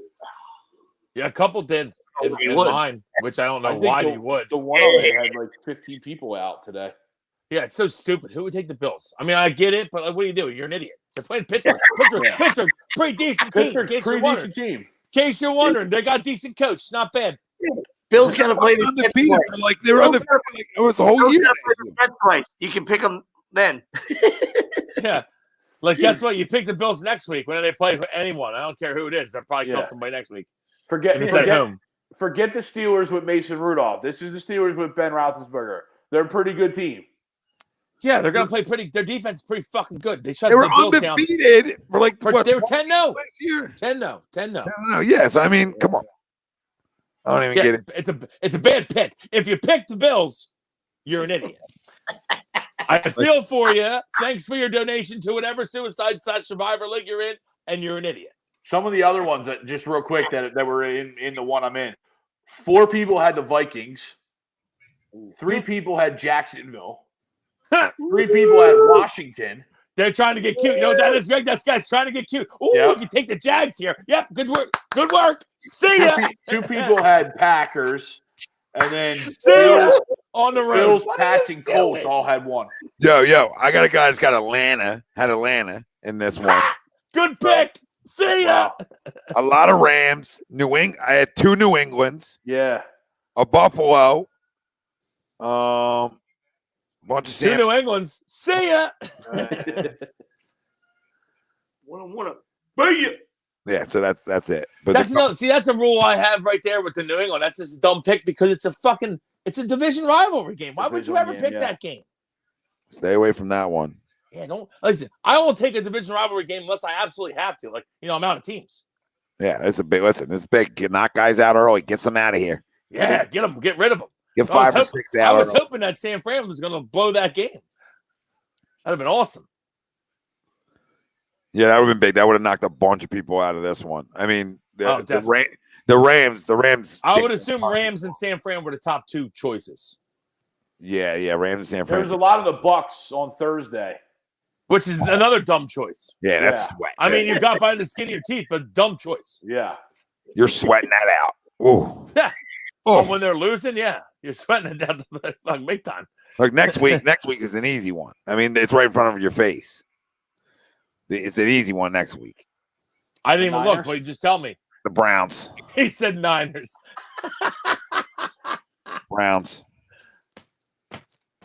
Browns at home versus Texans. That's well played there. I would say the Browns at home versus Texans is a pretty good one. Somebody had the Giants in the one I'm in. Yeah, me too. Giants. I can't. Was it spells?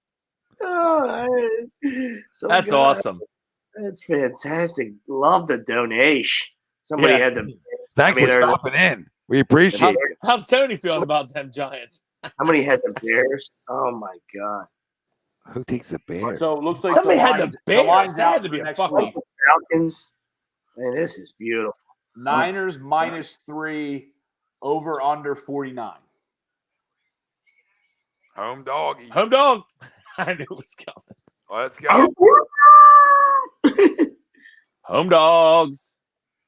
Home dogs. I'm so mad at myself. I should have rolled with the home dogs yesterday, and like an asshole, I took Miami on top of it, like a fucking asshole. Fucking Miami. Hurricanes fucking stink. Hurricanes fucking stink.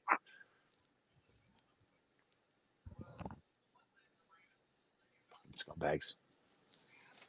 This is turning into a blowout here, which is what you expected. I would say it's probably you got about a week or two until Fields is officially starting for Chicago. I'd say. Yeah. A lot of money on that defense. Andrew Dalton, he's not a starter in this league anymore. There's a couple interesting games next week, suicide wise. Tommy, I agree with your Browns. You got they're 2 division games, so I know Wilson's got that rule, tends to stay away. Packers at home versus the Lions. Yeah, well, that's one you could possibly go to. Falcons or Bucks at home against the Falcons. Yeah.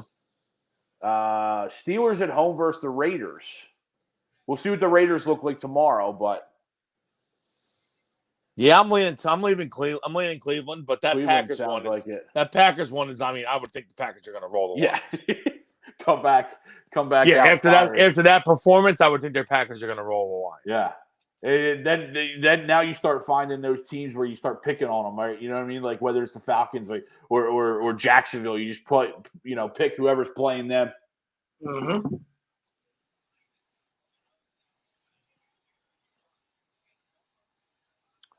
So I always get burned weeks. I feel like it's like week 3 for me every year, 3 or 4.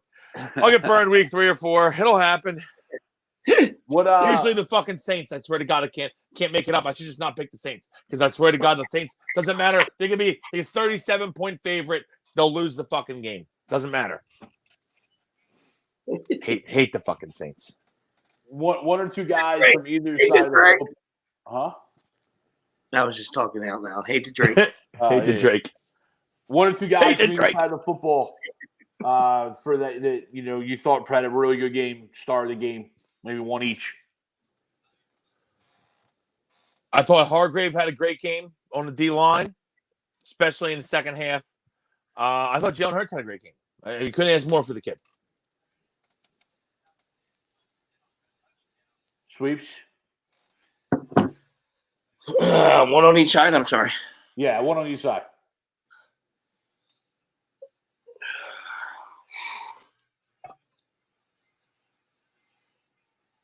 Yeah, I mean, if you're trying to be different, I mean, Hurts was fantastic. So, not to piggyback on Will's, and your first rounder was, your first round pick was, he scored, his first NFL catch is a touchdown. You know what I mean? And I think the one drive he had 4 catches on, so didn't do much, after that, but still, a nice 6 for 71 and a TD. I mean, you'll take that all the time. So yeah, absolutely. You know what I mean? Can't complain. It's a 1,000-yard season if you do that every game. Yeah, exactly. So I mean, obviously, he showed up. He showed out well. And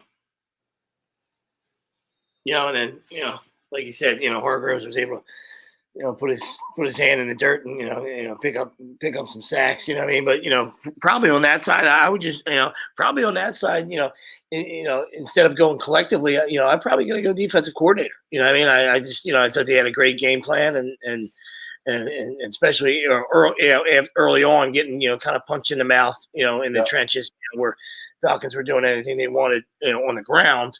Without scoring. And, it's tough to shut somebody out in the second half, hold somebody to 6 points, shut somebody out in the second half at home. You know what I mean? Eagles were on the road. I mean, that takes some gumption, man. That takes some fucking, some huevos, you know what I mean? So kudos to him for, pulling, pushing all the right buttons. And obviously, the players, you tip your cap to them too. But I thought the schemes, the scheming, they schemed well, really. Yeah. So I mean, I'll definitely a good first showing. I'll go with a coach. Definitely a good first showing for Sirianni. Absolutely. Yeah, I'm going to go on the offensive side of the ball. I'm going to go with Jalen Rigger. As I mentioned earlier in the game, especially taking that screen, that looked like the most effort he's put into a play, in his entire career. But he had 6 catches, on 6 targets. So he caught everything that was thrown toward him, for 49 yards. Obviously, we'd probably, like to see those yardage go up, especially for a guy like that. We hope we break a couple tackles. But that screen he took to the house, that's what we need him to do. You know what I mean? Those types of plays, those types of impact moments, impact plays are what we hope he can be. Absolutely. And then on the defensive side of the ball, and again, I didn't watch much of the game intently, but I just going off of the box score. Vontae Maddox had 6 solo tackles, 1 for loss, to 9 total tackles. So seems like he had a pretty good game. I thought Avante played well. I will say that. Yeah. Tommy, you there? I thought we played well as a whole, especially in the second half. Like I said, the whole defense played very well in the second half. Yeah, I mean, like Sweep said, when you hold someone to nothing in the second half, Yeah, NFL on the team road. nothing on the road. Yeah, you're doing something. That don't happen often. Yeah,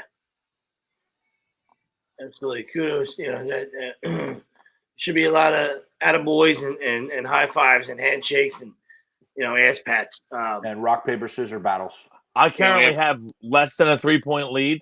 And the guy I'm playing has the kicker for the Rams. And if the Rams kick a fucking field goal at the end of the game here, I'm going to lose my mind. Just putting it out there in case anyone wonders what happens when I freak out. Willie, I won $12 today on your DK plays. Attaboy. What'd you play? $12. What was the lineup? Mostert killed me. I gave out some good plays. Mostert was a killer. Kyler Murray was huge though. Kyler. Let's see here. That's a first down. First down in ball game. Yes. I was happy with a few of the plays, Greg. I was unhappy with a couple, but I thought for the most part, I mean, a lot of them were chalk. Everyone knows the stars. It's about the second tier guys. You know what I mean? Yeah, absolutely. For some reason, I can't find my lineup. DJ Chark was a good play. Why can't I find him? I'm hoping that DJ Chark ends up being a good play all year because I have him in one fantasy league. No field goal, Wilson. They're taking an 8. Yeah, love it. Good job, Rams. Way to get out with a win. And no, I had the fucking. I'm playing Mother Fantasy League. Well, I'm not playing you. I have a fucking 2-point lead, and he has the kicker for the Rams. So if they kick a field goal here, I would have lost. Wow. Yeah. Sean McVay, good friend of Brian Wilson tonight. So, Tommy, while we were away, we gave one offensive and one defensive player of the game for the Eagles today. Wilson went Hurts and Hargrave. Yep, Sweeps went combination Hurts, Smith, and Sirianni. Gannon, the defensive coordinator. Oh, Gannon. Sorry, Gannon, yeah. I went Rieger Maddox. I mean, listen, Hurts and Devontae are the guys, right? I mean, they're game balled up. I mean, Jalen had a hell of a game. Devontae, for a rookie to come in, make an impact day one, right? Huge, right? Huge. But to go opposite of you guys and just go something different, just because I think a lot of players deserve it. I'll go to the O-line. I thought, they're healthy. They played well. You could do without some of the penalties, right? But that's expected early on at times, and it wasn't egregious. So, I mean, I don't know how many. Just clean up the false starts, really. Yeah. So, I mean, I'm not new quarterback, some new things there. I'm not overly worried about that. So I'll give it to them, and then on the defensive side, I'll go our secondary. And because I thought one of them two were going to carve asses, and they didn't. So, credit to that group, which we need to be good. Yeah, we need to be good. Passing leg. It's a passing leg. But there's so many players you can take from a game like this, because you beat up on somebody. You win in the trench. The whole defense, basically, you could say, especially in the second half. Yeah, Chandler Jones is a problem, Marky Mark. Biggest. I mean, you get 5 a week. He beat the shit out of Taylor Lewan today. Syracuse product, no biggie. Yeah. Chandler. Tennessee might be in, and we saw it today, Tennessee might be in a rude awakening. You know what I mean? They lost. Now, Arthur Smith, the offensive guy that was there, came over here to Atlanta. He didn't do much tonight on his own. Well, yeah. I like what he said about his job in Tennessee, though. That was a good comment. They asked him about his job in Tennessee. He said, well, you ran the ball a ton in Tennessee. He said, I like to give the ball to my best player, Derrick Henry, my best player. That's pretty smart. That's a pretty smart move. I feel like Tennessee always struggles early in the year because Derrick Henry takes a little time to get going, I feel like, every year. Derrick Henry was for 1,500 in the second half. Oh, once it hits Thanksgiving, you can't tackle the guy anymore. Just can't be tackled. Yeah, they were. You know why? Because guys don't tackle at that point of the year. They're worn out. Yeah, they don't want to. No, I agree, but they were at home, so more concerned. Were you more concerned with? No, I'm not discrediting. I'd be more concerned with Tanner, but yeah, I'm setting up my question here. You more concerned with the Packers or the Titans? If you're a fan, like not you guys personally. I think they're both okay, but I would have the way that the Titans got blown out would concern me at home, because I still think they're going to be okay, especially in the division that they're in. But that's not a good start. Yeah, I'd go the opposite way. I'd go Green Bay. I mean, halfway through that game, Aaron Rodgers didn't even look like he wanted to be there. Well, that's the biggest issue with Green Bay. What if Rodgers doesn't show up? What if he just don't show up on Monday? Yeah. Well, exactly. I'm done. So, I'm done with Green Bay. If I'm a fan, I'd be more concerned about Green Bay because that wasn't pretty. Yeah, I'm not crowning Green Bay, but I'm not concerned when 12's there. I mean, I feel like I've seen him at bad weeks. I've seen it happen in his career. He'll go lights out the next 3 games. The bigger question mark is you got Tannehill, another fucking weapon and a damn good one. You got 2 big receivers and you can't move the football. Yeah. I mean, that's a glaring problem to me. I mean, that's glaring because now you against an Arizona team that everybody moved the ball on last year. Not to cut you off, time, but everyone moved the ball. No, you're not cutting me off. You're stating the facts, and that's a fact. Like they're not a great defense. So you can't move the ball on them. I mean, you got question marks, and who do you got more confidence in, Tannehill or Rodgers to figure it out? I got more confidence in Rodgers figuring out they do Tannehill, and that's not a shot at Tannehill because I mean he's a much improved quarterback than what he was. Yeah. But he's got every Rodgers would be fucking dick out if he could play with that offense. I mean, dick out. They might not lose a game, that offense, if he plays with them. With Julio and A.J. Brown and Derrick Henry and that offensive line. So, Tennessee, you get Dord one the fuck off. I don't know. I got, and not that Green Bay didn't, but I got more confidence in them figuring it out. But I do, like Will said, I think both teams are damn good football teams. So I think both are going to figure it out. But you know how the NFL goes. Some guys have down years sometimes. And again, they're both in good divisions for time to figure it out because Jacksonville and Houston in Tennessee's division, right? And then up north you got Minnesota, Detroit, and Chicago. I mean, Christ, he could take some time to figure it out. Yeah, the NFC East might not even be the worst division in football because of some of these divisions. No, the NFC North is by far the worst. And anyone said that they're not, they're kidding themselves. Because the Packers are good, but the Packers have had glaring holes for years. Just run the ball on them. Just run it. Oh, dude, they've lost NFC title games because they can't stop the run and they don't address the run. Like, it's like truly amazing. Like, you've lost 2 NFC title games because you can't. Raheem Mostert's still running from 2 years ago. He's still running. Still go. Guys were jerking off Kyle Shanahan. And it's like, dude, their tackles stink. They're getting fucking exposed. And then what they do? They drafted a quarterback in the first round. It's a smart move. That's a good move. I have a non-crumb, and that's Matthew Stafford. Good for Matt Stafford. Good for fucking Matt Stafford. Go have a great year, Matty. Go fucking spin it all over, motherfuckers, because you're overlooked this whole time in Detroit, and you're one of the, to me, you're a great quarterback throughout your career. Yep. You're a great quarterback. You were in situations. Yeah, Calvin, I get it. Yeah, Calvin Johnson, people tell me. Okay, he had nothing else. Now he had Marvin Jones, he had good receivers, but part of it was him. And he just never, whatever. It's Detroit, right? So I'll use a sweeps analogy of a wheelbarrow nuts guy. And Matt Stafford's a wheelbarrow nuts guy. Always been. You didn't even have to name. Always been. Sorry, you didn't even have to name any of those other guys, which I appreciate you rattle names off. The bottom line is it's a fucking Detroit Lion. Like that's it. Sorry, Don. Barry Sanders quit at 29 because he was a Detroit Lion. I mean, come on, Detroit Lion. Don's one of our fucking guys, but it's a fucking Detroit Lion. It's fucking purgatory. It's fucking disgusting. It's a fucking oh my god.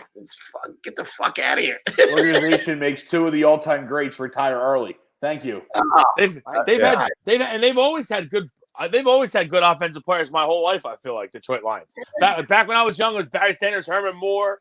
They always had good players. Guess what? They never did anything. They could never do anything. We play them in the playoffs one times with Ray Rhodes, and we ass fucked them up and down the field. Yeah, they can't stop me or you. 55-17. Yeah, there's never a defense. They haven't been able to stop me or you for years. No. And they've never addressed it. But Matthew Stafford deserves to be in a good situation. Sean McVay, the LA Rams are a great situation. Cooper Kupp, Robert Woods, Deshaun Jackson. I mean, he's got guys that throw the fucking football too. And he has weapons. Woo! He's going to defense is good, and they got a defense. They got weapons.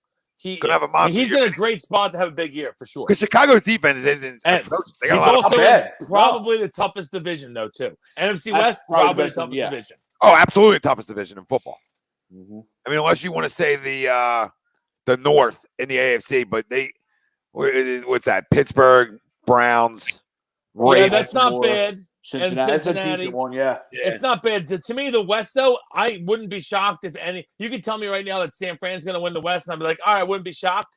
And then and the other three teams are all better than them. So, I mean, I don't know. Anyone can win the West. Yeah, the West. They're all good. They're all good. They are all good, and that's who they're taking the other wild cards. You would assume the West. You know what I mean? But or they beat the shit out of each other. You never know. Could go either way.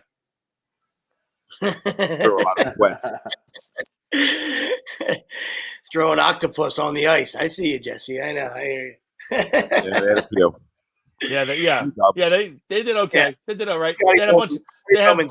They had Russians skating around people in the 90s for fucking years. So yeah, they were all right.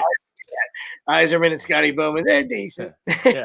Pretty good. Larionov and Fedorov and just fucking bunch of ovs running around skating all over the place.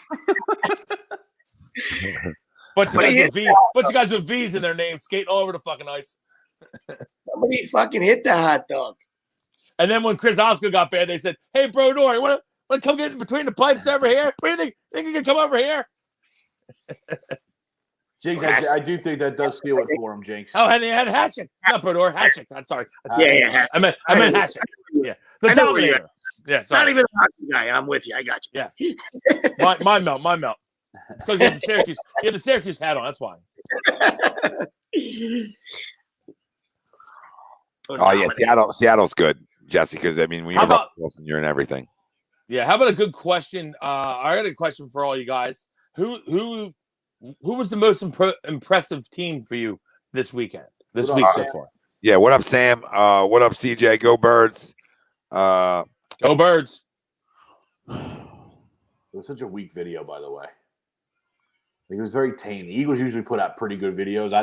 I thought it was extremely weak. I thought it was very weak, right? For a hype extremely video, weak. Extremely weak. It was like COVID week. Yeah. So, most impressive team so far? Well, I mean, like I said, yeah, a lot of guys. I mean, for me, just to see what the Cardinals did. You know what I mean? Like that would be my answer too. That's a statement. That's a road win, and not just a squeaker. Not just a hey, nice job. Let's high five. But, good win in Tennessee. I mean, an absolute drubbing. You know what I mean? It was a destruction. Destruction, like you said. Destruction and tennis, and that's a place where teams in the past couple of years have lost in the playoffs. A lot of teams, they beat New England, right? They beat who did they beat? They beat the Ravens. Like, I mean, to go in there and whip their ass like that, that's a big move. And Kyler Murray looks great. And speaking of weapons, they got some weapons over there for Kyler. Yeah, Christian Kirk was he had a two spot today. Guy coming DeAndre had a 2 spot today. Yep. Yeah, I thought Seattle was really I like that little Edmonds. Today. I thought Seattle was really impressive today too. Yeah, another really good road win for Seattle. Yeah, another good road win. Arizona, absolutely. And I add us into that mix. Absolutely, good road win. Yeah. I agree. I agree, Tommy. I would also throw Cincinnati in there. I think that's a good road win from them. Joe Burrow. Come back. He looked good. Didn't look that rusty. Threw the ball well. Good win for Cincinnati for sure. Good win for them. Absolutely. I was gonna, like I said, if I listen, I'm probably might be Cardinals, Steelers, Eagles. You know what I mean? And not to take anything away from the Eagles. Just going into Buffalo, going into Tennessee. I was gonna say we didn't even talk about the Steelers. Jesus. Not being that guy. I'm just saying, like, very, very impressive. And fantastic job by the Eagles today. You know what I mean? If I was just ranking them for me, it's that would have been those three. Yeah, that's my rank. I'd actually put Seattle above us too in impressive.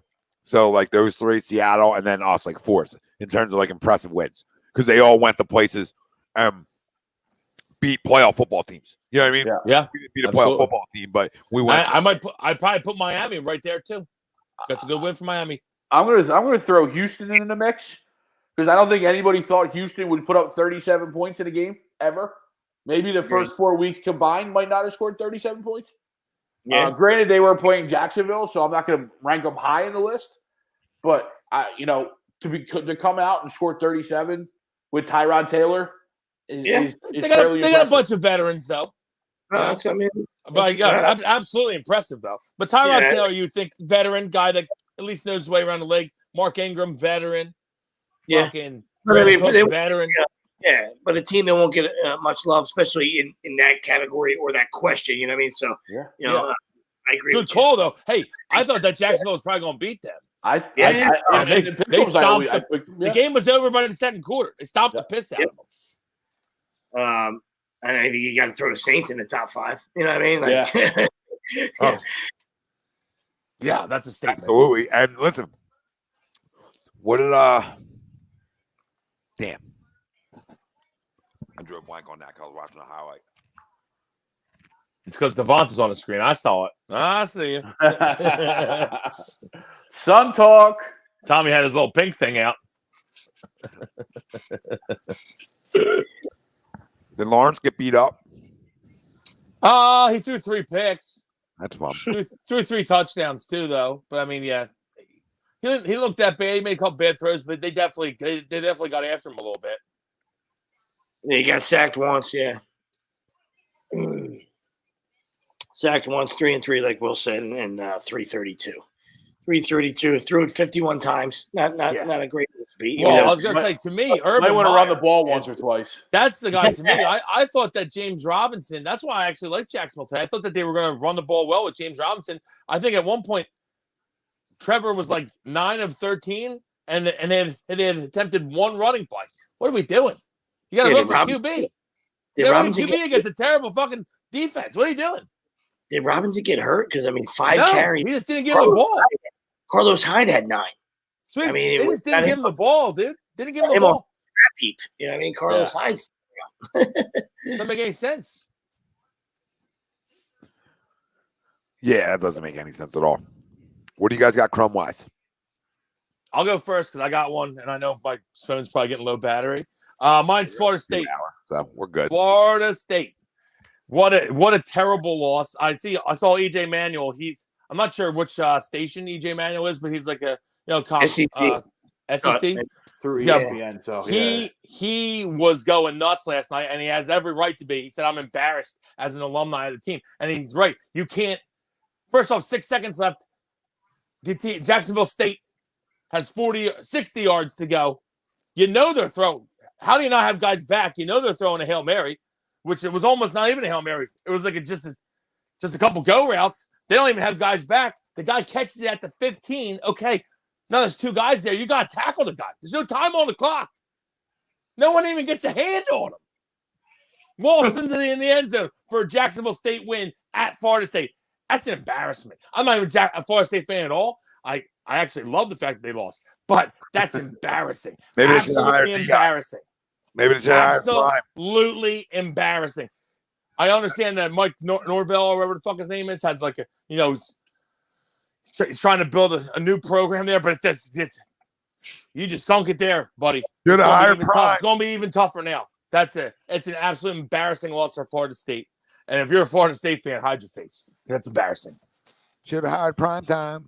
The first thing you learn in football, at the end of the game, you can't let anybody get behind you deep with 6 seconds left in the game. What are you doing? And then you don't tackle the embarrassing. It's not even close. I mean, it's not even close, Tom. I know me and you agreed on that. Greg, not so much. But, I mean, it's not even close. I don't care if fucking Norval or whoever the fuck else, unless you're bringing in fucking Nick Saban. It was the easiest fucking hire for Florida State. Ever, once Bobby Bowden, retired, rest in peace, Bobby Bowden. The easiest fucking hire. All right, if you're an alumni, you should be sick because that was the easiest hire. A fucking slam dunk. It's not even fucking close. Not even close. Fucking recruiting monster, motivational monster. Yep. And that's it. He's bringing he brought his 2 sons with him. He would have brought his 2 sons with him. Yeah, I mean, granted, the ones may not be as good as the freshman, but the freshman's pretty highly touted. So yeah, he's cool. And I love games. I mean, probably to Greg's point. I think when we had that debate a long time ago, it was just more about experience. What are you gonna? I mean, wasn't debating that with you. It's just when you're in the college football business, it's about recruiting. It's a fucking no brainer. No brainer. Would have won Florida. Would have won the state. The guy went there. Would have won the state. He would have cleaned up on that state. And once you get those kids to not go to Alabama and not go to some other places, and you win the state of Florida, it is game the fuck over. You win Miami-Dade, you win those areas like back in the day when Miami did. If you win some of the prime time real estate areas in Florida, which he would do, you're now a top 10 team every year. Every single year. Yeah, like they were when we were younger. When we were younger, they were always top 10, As they should be. Absolutely. But you don't Peter Bolaire and Warwick Dunn back those days. You see him on the sidelines. I mean, he looks good, feel good, coach. Charlie Ward.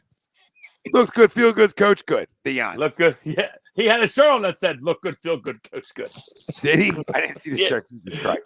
Not on the sideline. Not on the sideline. He had it in that, he's like Coach Prime on Barstool. He had it in the video. Yeah. Look good, feel good, coach good. Oh, I love that. I like that. I like that. Oh my God. Guys, and the shirt had the chain on it, and he was wearing the chain too. So he was double chained up. Oh man. Yeah, you see the sideline. Two chains. The sideline with the sunglasses. Oh my God. I mean, come on. I mean, you think this team ain't ready to play? I mean, they're not losing to Jacksonville State if he's coaching. And they played Eddie George's team on Saturday. Deion's team did, and Eddie George looks like he can still run. Probably can. Jesus Christmas. Probably can. And he coaches Tennessee State, maybe it is? Yeah. Something like that. Well, they won again, right? They're 2-0. Yes, I believe Prime's team won, yeah. Yeah. I started watching the BYU game and turned it off, but I think they won. Yeah, but they got explosiveness all over the field. You already got cats in there. Yeah, they're in like what? That's like the Grambling conference, right? That's like that same conference. Yeah. One double A, right? Mm-hmm. Or FCS? FCS, yeah. They don't like to be called one double A, Greg. They get mad about that kind of shit. So we'll call you a bunch of bullshit numbers or letters. They're not numbers. Yes. Well, you know 2021, Greg. Well, I always get them confused, like FBS, FCS, like which one's which. That's why it was so great, 1A versus 1AA. Like I knew which one was which. Yeah, common sense in the house. Just call them small person conferences. Non-power 5. We could just go that move. Yeah. Even though it's not even 5 anymore. About to be 3. Well, Big 12 made a couple of decent. See you, Wills. Big 12 made a couple of decent additions. Yeah, real quick, Sam. I don't trade him yet. Just because there's no point to. Keep him for death. Yeah, I mean, unless someone's going to come in with a nice offer for us. But yeah, I agree. Yeah, unless the offer's good. What do you got, Crumb? My Crumb is sorry. Go ahead, Sweeps. No, we probably won't be the same one guy.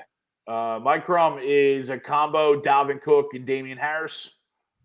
2 late fumbles of games that I had on a monster parlay to win 1,500, and you cost those 2 teams wins. Sorry, Sweeps. I know it was against your Fins on the one. But you hold on to the football. I mean, both those he won. He ain't. No, I know. He won. Don't apologize to him. He got the dub. But yeah, I had a nice parlay going, and Dalvin Cook and Damian Harris took a nice little shit on that parlay. So appreciate you guys. Yeah, that's good. That's a good one. Yeah, Jesse, that game was pretty wild too. I'll tell you what. For future reference to anyone that plays Notre Dame, maybe cover Matthew Meyer. They throw the ball to him every fucking play. And pay off the refs more than they pay the refs. For me, I landed on Aaron Rodgers. Not just for the performance, performance aspect.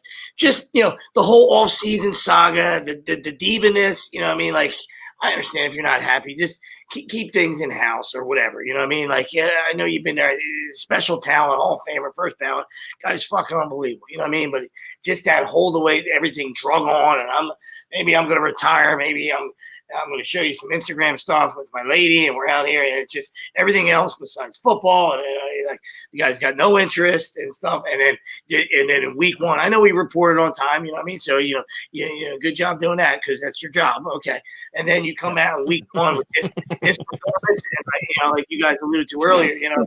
Look at this, guy don't even look like he wants to be there. You know what I mean? Like, it's like fucking unbelievable. You know what I mean? And it's just fucking just an absolute fucking crummy. And like it's like I said, special talent, but it's we've all heard those reports about just being a fucking terrible human, terrible fucking family member. All roads point to the guy being a piece of shit. So yeah. It's just when your whole family don't talk to you, something's fucked up. I'll tell you, something fucked up. Yeah, it's par for I the know course. murderers that families talk to them. I don't know personal murderers, but I'm sure there's murderers that their families talk to them. It's par for the course, you know what I mean? But you come out in week one, it's a lot of expectations for this team, and fucking 38-3, and it's just 2 picks, and just the game was over from 21 Jump Street. I mean, and cut the one pick on the bomb. Cut your fucking hair too. The one pick on the bomb, he just threw it out there. Greg, it's just embarrassing. Greg, from about 11 minutes left in the second quarter on, he looked like he didn't want to be on the field. Didn't want to be on the field. And it was just like at first you're like, all right, third down from the end zone, he's just going to use it as a glorified punt. Then they returned it 50 yards, and I'm like, how'd that work out for you? But no, Sweeps, I completely agree. When you cause all that drama and all that BS in the offseason, and then you lay an egg like you do week one, and you're considered, and I'm not saying he's not just because of 1 week, but you're considered one of those all-time greats. You know what I mean? Like, you can't do that. Yep. No, can't have that. Nah, you're supposed to be a leader in the locker room. You know what I mean? You just can't have any all that. Can't have that extra bullshit. You know what I mean? And they obviously knew. I don't know what they could. Obviously there's teams that are close to winning right now. So you would probably still command a good ransom for him. You know what I mean? And if you went with Jordan Love in the first round, which we all giggled at. You know what I mean? But if that's what you're doing, like that was your thing, then you might as well. You might as well ship the dude. It's they don't want to be there and see what you can get. In Christ, if the Texans think they're getting fucking 6 first rounders for fucking Massage Boy, you know what I mean? Dicks are out. You know what I mean? Like fucking the fucking Packers could expect to get fucking 10.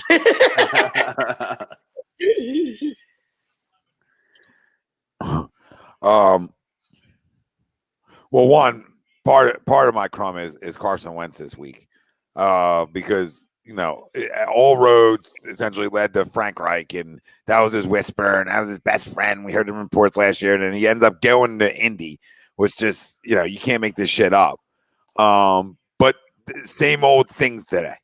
Some of the same old things that have killed him, like we talked about earlier. I just watched him get sack hold onto the ball too long, right? The fumble on 4th and 1. Just the little things that continue to bite him in the ass all the time. He's a partial crumb, but also, maybe the Yankees, because, we know what they accused the Astros of in 2019, the whistling part of it, too. In 2019, they accused him of whistling. Well, Jonathan Villar told Rivera that he heard whistling from the Yankees dugout last night. He said the Yankees were relaying pitches to their hitters because Taijuan Walker was tipping his pitches.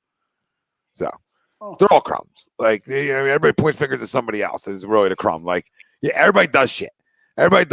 So stop tipping your pitches, right? Change up things, right? Be creative. So, in terms of signs and everything else, they're not allowed to happen. I mean, that's all I can tell people. It's been going on in baseball for fucking ever. People think it's like new. No, it's not new. It's not new. I'm not saying I agree with it. I'm just telling you it's always going to happen. So you got to be creative. You think teams in the NFL don't know what play's coming? Yeah, I mean, everyone looks for a competitive edge.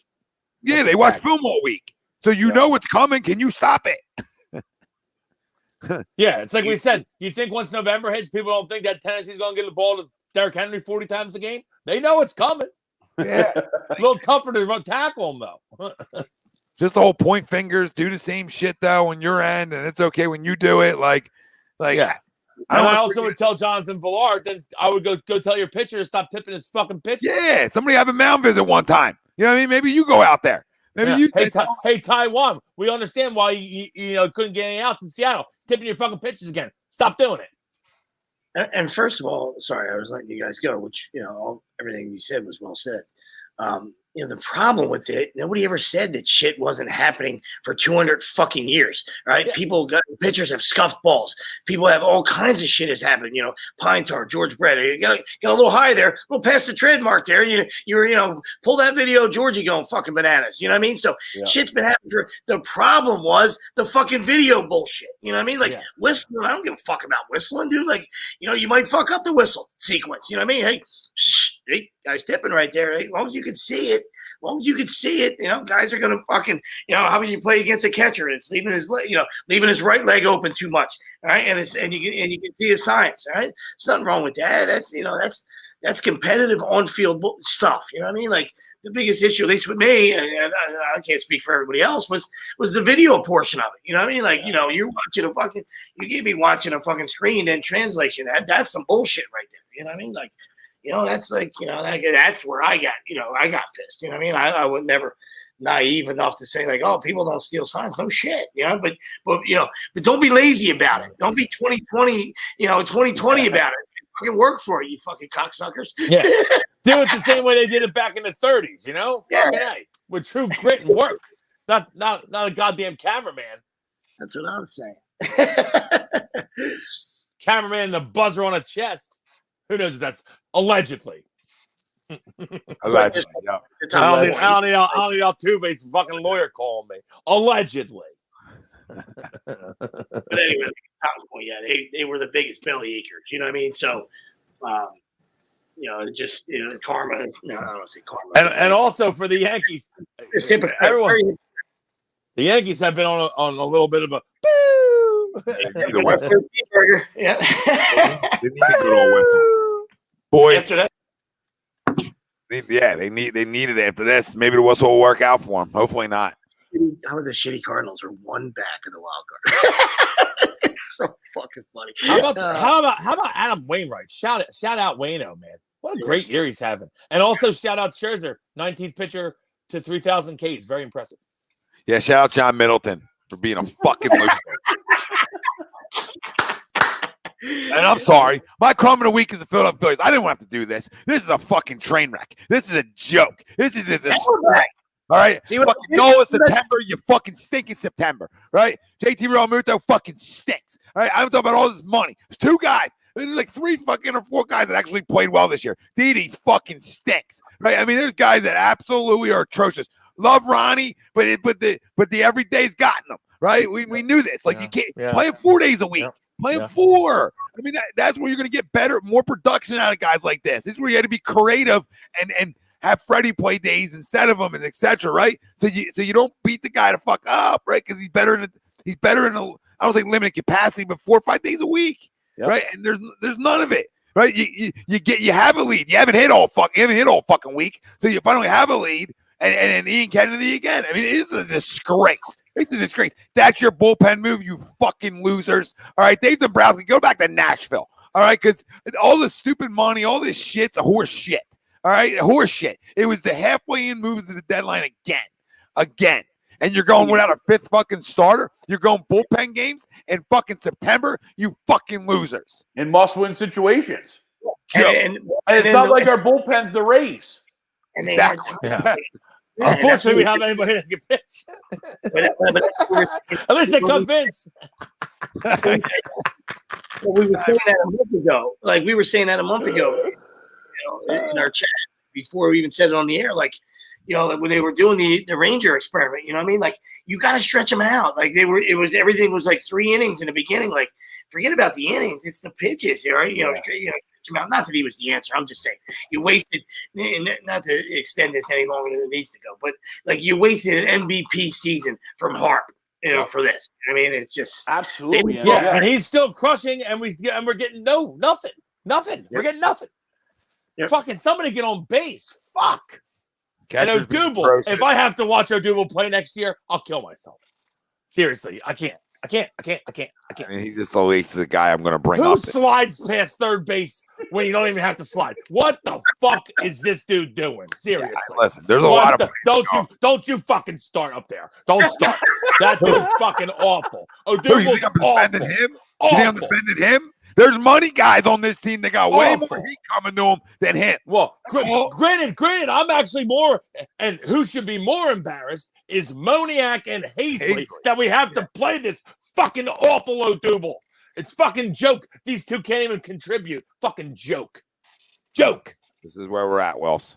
It's a joke. And like we said, Harper's crushing, and we still stink. It's a joke. Well, it doesn't help your other $100 million catcher can't hit. And that's killing us too. And Didi can't hit. Yes, it is.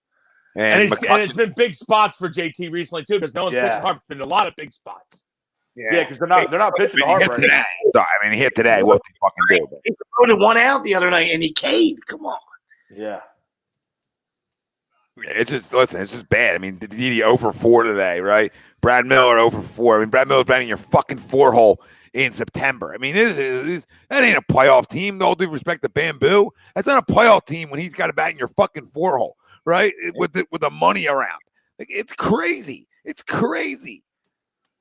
I just can't do it anymore. I'm done. I mean, you're right. You're 1,000% right. You know, people see the 18 homers. You know what I mean? But it's a career year for him. You know what I mean? He's your bench guy. A utility bench guy. You know what I mean? Like, he's in the cleanup hole. You know what I mean? Like, why?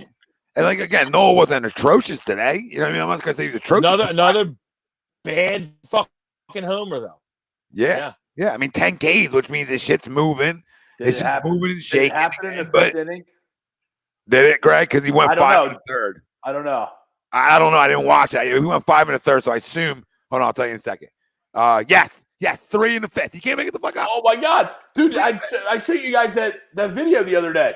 Yeah, 3 in the He's fifth. He's got like a 900 ERA, not literally 900, but it might as well be 900 in the fifth inning. Now. In the fifth inning, it's insane. Might be 9 now. It's amazing because you're up 2-0 going into the fifth. What another shit fucking loss. I mean, they're just bad. But boys, great show. Absolutely. Family out there, make sure you sign up for and download the Fan Up app. Right, great daily contest. I just got my winnings from the Pick 6 contest. Nice. I won like 4 of them. So I hit for 4 out of 6. Let's go. Listen, tons of contests, tons of things on here. Right, sign up. You can do the free to play Sunday NFL contest they have. 1,500 Flex Frenzy Monday Night Football free to play NFL contest. And you get points. You get points and all that stuff that you can play, and you win money. And then they have the big entry, which is the Flex Ball Frenzy contest, $225K and Super Bowl experience, and only 5,000 entries. They have 4,551 entries right now. You can still enter that contest, and if you do for $100, you get 9 free entries. So you'll enter that 5,000 with 10 free entries. So it's $100 for 1 and $275 for 3, and they'll match those entries. So go sign up for it. Fan Up, where you can check them out. Proud new station sponsor to A2D Radio. I'm excited to have it. I've been diving through the app, right, Greg? Yeah. And just like trying to like learn it, and I'm getting there. I don't spend too many times on these types of apps. Yeah. I haven't. Yeah, I was cruising around earlier today. I was looking at those group contests. I'm going to dive in a little bit more into those group contests. Maybe we can get some fun things going with some of the fam. Yeah, there is tons of groups. You can challenge each other. Yeah. I got to find you on there, but you can challenge each other. There's all kinds of cool things you can do on here, and win money. So, which is always fun.